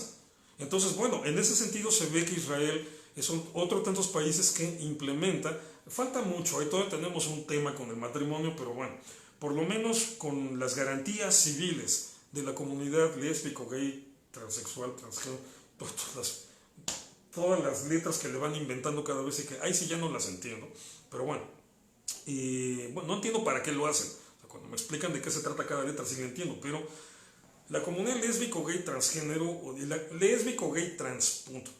Y derivados. Me enorgullece profundamente que Israel haya implementado esos valores de la izquierda y ellos tengan una vida segura en Israel. Bueno, Israel sigue siendo un país con una economía de libre mercado. Más neoliberal de lo que me gustaría, o sea, me gusta más, por ejemplo, como es Holanda en ese sentido, ¿no? Pero bueno, está en ese proceso. Entonces, ya es muy difícil hablar de países capitalistas o socialistas. Capitalismo total, bueno, el de Estados Unidos, ¿no? Y por eso hay un montón de problemas. Que yo creo que valdría la pena intentar empezar una política social, no una política económica. Ahí sí difiero completamente de Bernie Sanders y de Ilhan Omar y de todas estas personalidades de la izquierda que a veces dicen pura tontería. Pero sí una política social mejor encauzada, mejor organizada de lo que intentó Barack. Barack Obama hizo buenas ideas, pero mal implementadas. Pero bueno, o países socialistas, bueno, ahí está Venezuela, ahí está Cuba, sin comentarios. No, Israel ya más bien está en esta línea más avanzada, más moderna, o sea, ya no estamos en el siglo XX, en donde se empiezan a compaginar estos elementos y hay en la línea económica una clara línea de derecha, en la línea social se perfila, se consolida una clara línea de izquierda. Ok. Sorry que me reí. Yo también tengo muchos amigos que son gays y no tengo nada en contra de los gays, pero lo planteaste, nunca lo he escuchado tan complejamente estipulado. No, bueno, es que estaba hablando más bien de un tema complejo, pero o sea, porque también cuando digo no estoy de acuerdo, sí, la gente piensa que estás puede hablando sonar de tu, sí, tu postura individual. No, bueno, es mi postura individual, pero me refiero, si digo no estoy de acuerdo con eso, puede sonar a este discurso de decir es una aberración, Dios está molesto, se va a ir al infierno. ¿Qué aclaración? No, o sea, he conocido gente homosexual maravillosa y he conocido gente homosexual terrible. He conocido gente heterosexual maravillosa y he conocido gente heterosexual terrible. Entonces digo, ese es asunto de cada quien con Dios. Ya viene Rosh Hashoine, ya vienen los Yamim Noraim, ya viene Yom Kippur. Que se pongan en paz con Dios cada quien. A mí no me interesa estar juzgando esas cosas porque Dios no me va a pedir mi opinión cuando tenga que juzgar al prójimo. Entonces, no es ese mi punto. O sea, pues por eso hice la aclaración, para que no fuera después alguien a salir con la duda de si Irving considera que esa es una aberración, que Dios condena. No, eso es cierto. No me meto con eso. No. Bueno, seguimos. Antes que eso, nada más voy a decir, Luis Antonio Montalvo, justo siempre tenemos programas así.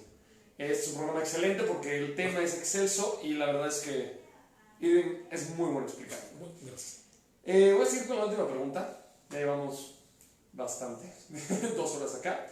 Así que voy a dar, ¿quieres 2 preguntas? Te veo con ganas de preguntas, no quiero... 4, ¿no? No, ¿qué pasó?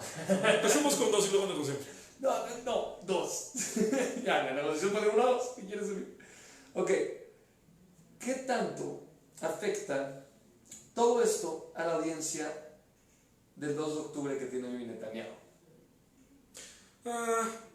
En realidad, no creo que mucho. O sea, no creo que mucho. Los que están intentando tumbarlo, lo van a intentar, sea primer ministro o no. O sea, y lo van a intentar tumbar, me refiero a meterlo en la cárcel, incluso si se puede. O sea, no es un fin político, es específicamente... No, claro, yo digo que el fin es político completamente. O sea, pero si lo quitaran de la carrera sin meterlo al bote. ¿Sí qué? Si lo quitaran... Si lo quitaran de la carrera política y no quedara en prisión. No veo esa posibilidad. O sea, la única manera de quitarlo de la carrera política es que lo declare culpable y se vaya a la cárcel. O sea, si lo declaran inocente, pues ¿cómo lo quitas de la carrera política? Claro. Entonces... es una motivación política, pero ahorita el proceso ya está en manos del sistema judicial. O sea, todo lo que tenga como intención detrás es otra cosa. El proceso ya está en manos exclusivamente del sector judicial. Entonces, en ese sentido, los oponentes a Netanyahu lo van a tratar de hundir hasta el fondo y su defensa pues va a tratar de sacarlo como lo sacó en las otras ocasiones, ¿no? Entonces, ahí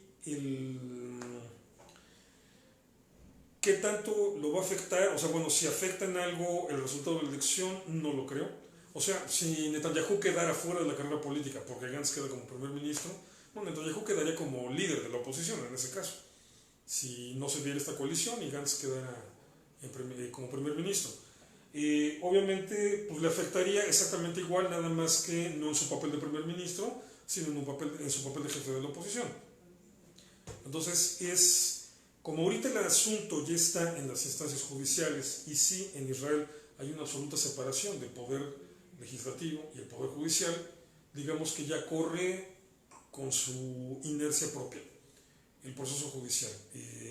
Si se le va a meter a la cárcel, da igual que sea primer ministro, lo tumban y a la cárcel, como le pasó a Ehud Olmert. O sea, ahí sí el sistema israelí funciona muy bien. No importa que sea el primer ministro, lo tumban. Moshe Katsav, que era presidente también, que tuvo un problema ahí señor un poco...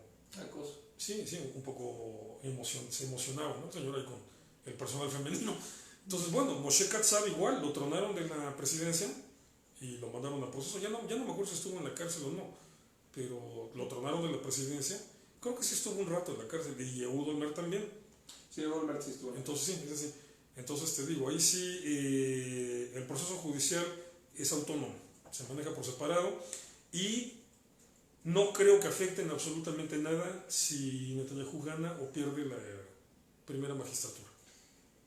Sí, bueno, Moshe Katsav estuvo 5 años en la cárcel. Pero bueno. Voy a seguir con la última pregunta. A Israel, más bien, es que eso ya lo contestaste, ¿qué tan realista es la coalición del gobierno de unidad?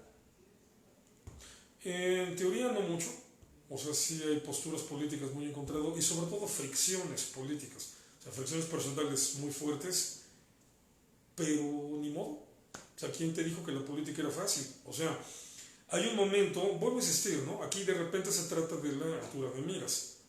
O sea, hay un momento en que tienes que sentarte, armarla. Hay una película, ay, no me acuerdo cómo se llama. Búscale ahorita que tienes Google a la mano, una película sobre las negociaciones de paz en Irlanda. Se llama La Caminata o algo así. Es una película que cuenta la historia, la recompone muy bien de cómo... ¿El viaje? El viaje, creo que sí. ¿De qué año es? Reciente. Sí, 2017. Sí, debe 2016. Debe ser esa.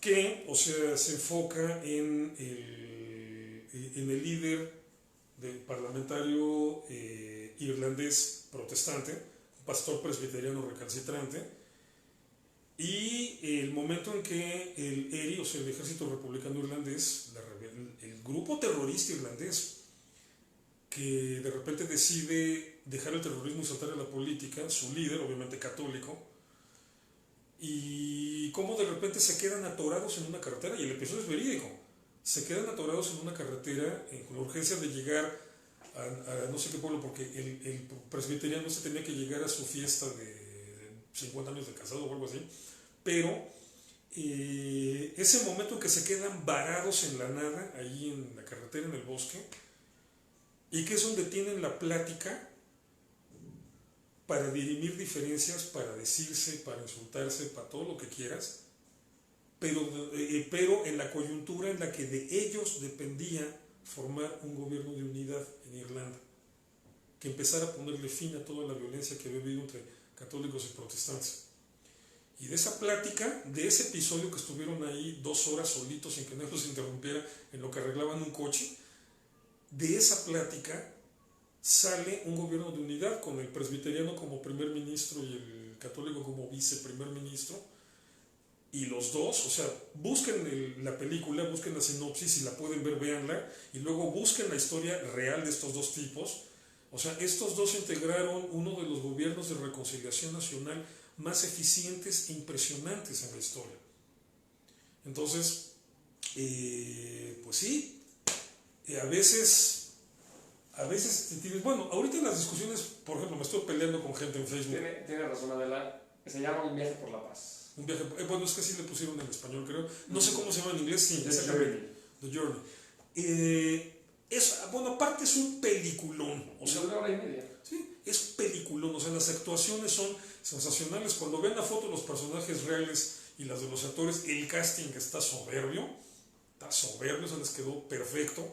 Y bueno, ahí se cumple una vieja ley. O sea, en política no te sientas a negociar con tus amigos, te sientas a negociar con tus enemigos. Me estaban embarrando eso hace unos días que estamos discutiendo sobre los palestinos, ¿no?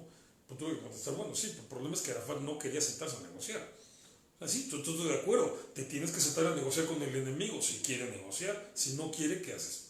Sí. Entonces, bueno, ahí es otra situación, pero en este caso, sí, suena irreal, suena difícil, no sería sencillo, pero de eso se trata la política. Ahí es en donde ves quiénes son verdaderamente estadistas y quiénes nada más son politiqueros, ¿no? Qué duro. Gracias, Adela, por el dato de la película. Consíganse tengo una pregunta más. La pueden rentar o la pueden descargar por ahí. Perdón, véanla. Peliculón. ¿Qué pasaría, brevemente, si es que gana la izquierda? ¿La izquierda? ¿Ganar qué? ¿Un premio de consolación? No, o sea, es que no está ganando la izquierda. No, pero ¿qué pasaría si sí? Híjole, o sea... Bueno, eso sí, me parece completamente irreal. El problema de darte una respuesta es que tendría que imaginarme coyunturas que no existen para que gane la izquierda. Pero mira, si gana actual izquierda israelí, ¿qué pasaría? Una izquierda como la que Israel tiene ahorita, ¿qué pasaría? Serían 6-8 meses de desastres absolutos. Se colapsaría el gobierno, llamarían a nuevas elecciones y perdería. Eso pasaría. O sea, claro, está lo que yo creo que mucha gente está esperando que diga, ¿sería el fin de Israel? No, no sería el fin, porque Israel tiene mecanismos para evitar su fin. Pero, o sea, sí, las posturas de la izquierda no están, perdón, es mi punto de vista, están muy desconectadas de la realidad. Son muy riesgosas, muy peligrosas. Bueno, pues ya lo podemos ver desde 2000, ¿no? O sea, cuando Ehud Barak le hace una oferta a Arafat, ¿sí? Todo lo que jamás se le había ofrecido, Arafat se va literalmente de nalgas con la oferta, que no se esperaba que un ministro israelí le ofreciera todo eso a cambio de la paz. Y Arafat dice no y se larga. Y se larga a Ramallah a organizar la segunda intifada, el episodio más violento que ha habido entre israelíes y judíos, entre israelíes y palestinos. Ehud Barak y Bill Clinton se quedaron frustrados de la reacción de Arafat, no se la creían. Y bueno, cada quien por su cuenta dijo, bueno, Ehud Barak llegó a decir, Arafat no quiso y Arafat se largó. Bill Clinton dijo, sí, es cierto, Arafat no quiso, Arafat se largó. ¿Qué hicieron diputados de Meretz y de los grupos de izquierda más dura en Israel? Se le fueron a la yugular a Ehud Barak, que por qué hablaba mal de Arafat, que con eso estaba dañando las posibilidades de firmar la paz con los palestinos. ¿De qué me hablas? ¿De qué carajos me hablas?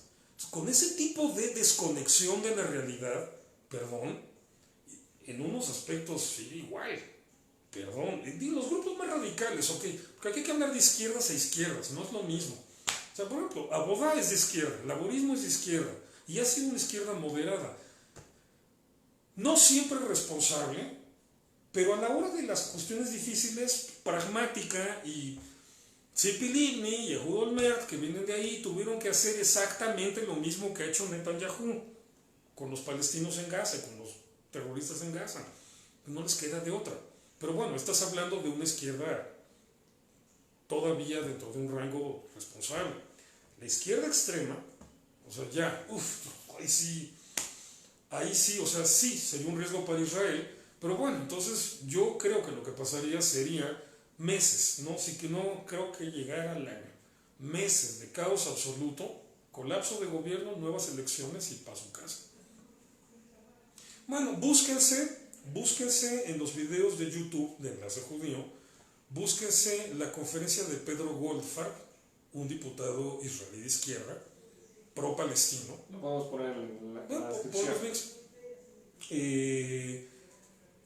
La charla que dio, y luego busquen la respuesta que yo grabé analizando los comentarios de Pedro Goldfarb. Se van a espantar porque me van a ver con el pelo largo y sin barba, pero soy yo. Sí, ya tiene 3 años. Sí. Entonces busquen ahí, por ejemplo, un ejemplo de lo que es esta izquierda extrema, ¿no? Entonces, y creo que hay peores, pero bueno. Entonces, sería un año terrible, o sea, sería por un medio año terrible para Israel. Las consecuencias yo creo que serían esas, no sería su fin, pero se perdería mucho en muchos sentidos, se retrocedería en muchos aspectos y entonces habría que, quien llegara después al gobierno, tendría que empezar a reconstruir un montón de cosas.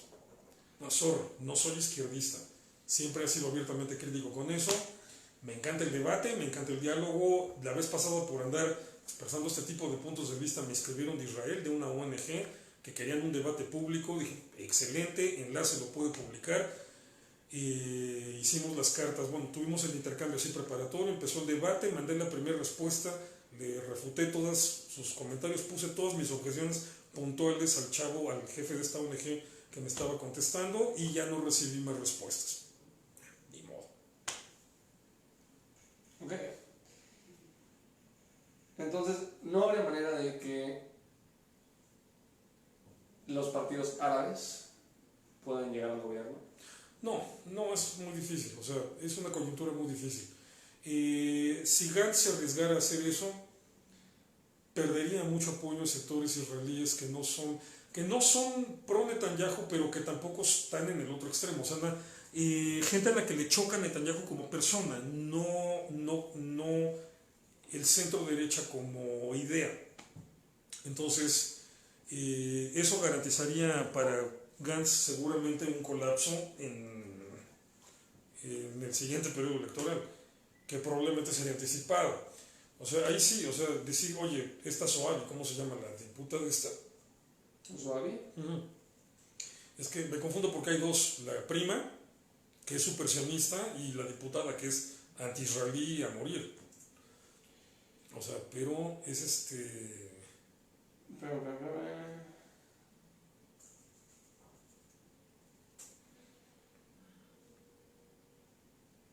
ministra de la Knesset.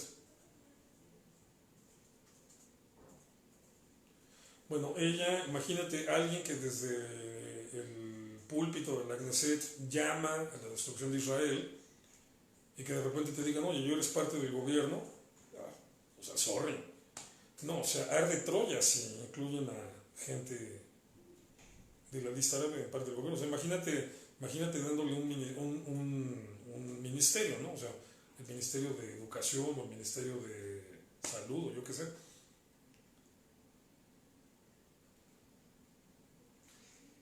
Hoy hemos encontrado Zoabi. Hani. Hane Zoabi, bueno. Ella, o sea, pues no, la sociedad israelí no lo toleraría. Sería una imprudencia descomunal de parte, sobre todo porque Gantz no es de izquierda. Gantz es de centro, en algunas cositas medio izquierdoso, en otras tirándole a la derecha incluso. Entonces, o sea, insisto, como político es un político muy similar a Netanyahu. Incluso para los temas militares en relación a los palestinos hasta más duro. Pero no me lo imagino realmente llegando a ese extremo de tratar de incluir a los árabes en el gobierno. Sabe que sería contraproducente para él y el proyecto político que trata de construir. Pero bueno, digo, eso no significa que no lo vaya a intentar en un momento dado. ¿Quién sabe? Ya estamos acostumbrados a que de repente los políticos nos sorprenden con sus ocurrencias, ¿no? Pero lo que sí me queda claro es que eso no sería ventajoso. A la larga, mediano plazo sería contraproducente. Perfecto. En este caso, ¿quieres agregar algo más? Pues no, nada más, esténse pendientes. Obviamente nosotros vamos a continuar con la cobertura mañana, que hay entrega de boletín semanal de Enlace Judío, y obviamente va a haber mucha información actualizada y en función de lo que hemos visto de ayer para hoy. Entonces esténse pendientes, es un tema interesante. Probablemente dentro de poco, sobre todo cuando Rivlin ya decida encomendarle formar gobierno a alguien y veamos cómo se van desenvolviendo las cosas, seguramente vamos a estar aquí otra vez hablando, ya cuando veamos panoramas concretos, vamos a estar hablando de qué significan esos panoramas y qué expectativas hay con ellos. Perfecto. Ya están los links en la descripción de esta plática por si quieren ver exactamente a lo que se refiere Eileen. De cualquier forma, les agradecemos mucho por haber estado con nosotros. Muchas gracias a ti también, Eileen. Un gusto. Tan buenas palabras, como siempre. Y nos vamos a ver la próxima semana. La próxima semana. Creo que vamos a hablar de Rosh Hashanah. Sí. Perdón, se volvió, se cortó. Sí, ya hablamos de Rosh Hashanah. Decía Mark que seguramente vamos a hablar de Rosh Hashanah. ¿Y decías tú? Entonces sí, ahí sí, no me voy a meter con temas religiosos, obviamente eso, insisto, eso lo tiene que hacer más bien un rabino. Pero vamos a platicar de cosas históricas ahí muy interesantes, porque somos la última cultura mesopotámica que sigue conservando ese paradigma antiguo de recordar que la creación fue en Tishrei. Y que por eso Bereshit, en el principio creó Dios los cielos y la tierra, también puede ser leído Betishrei, en Tishrei, creó Dios los cielos y la tierra. Qué denso es. Pero bueno, ese va a ser el tema de la siguiente semana. Les mandamos un gran saludo a todos y esperamos que nos acompañen la siguiente semana para una perspectiva mucho más completa, histórica, sobre Rosh Hashanah, el año nuevo judío. Les mandamos un gran saludo y bienvenidos a Enlace Judío. Gracias, hasta luego, nos vemos la próxima semana.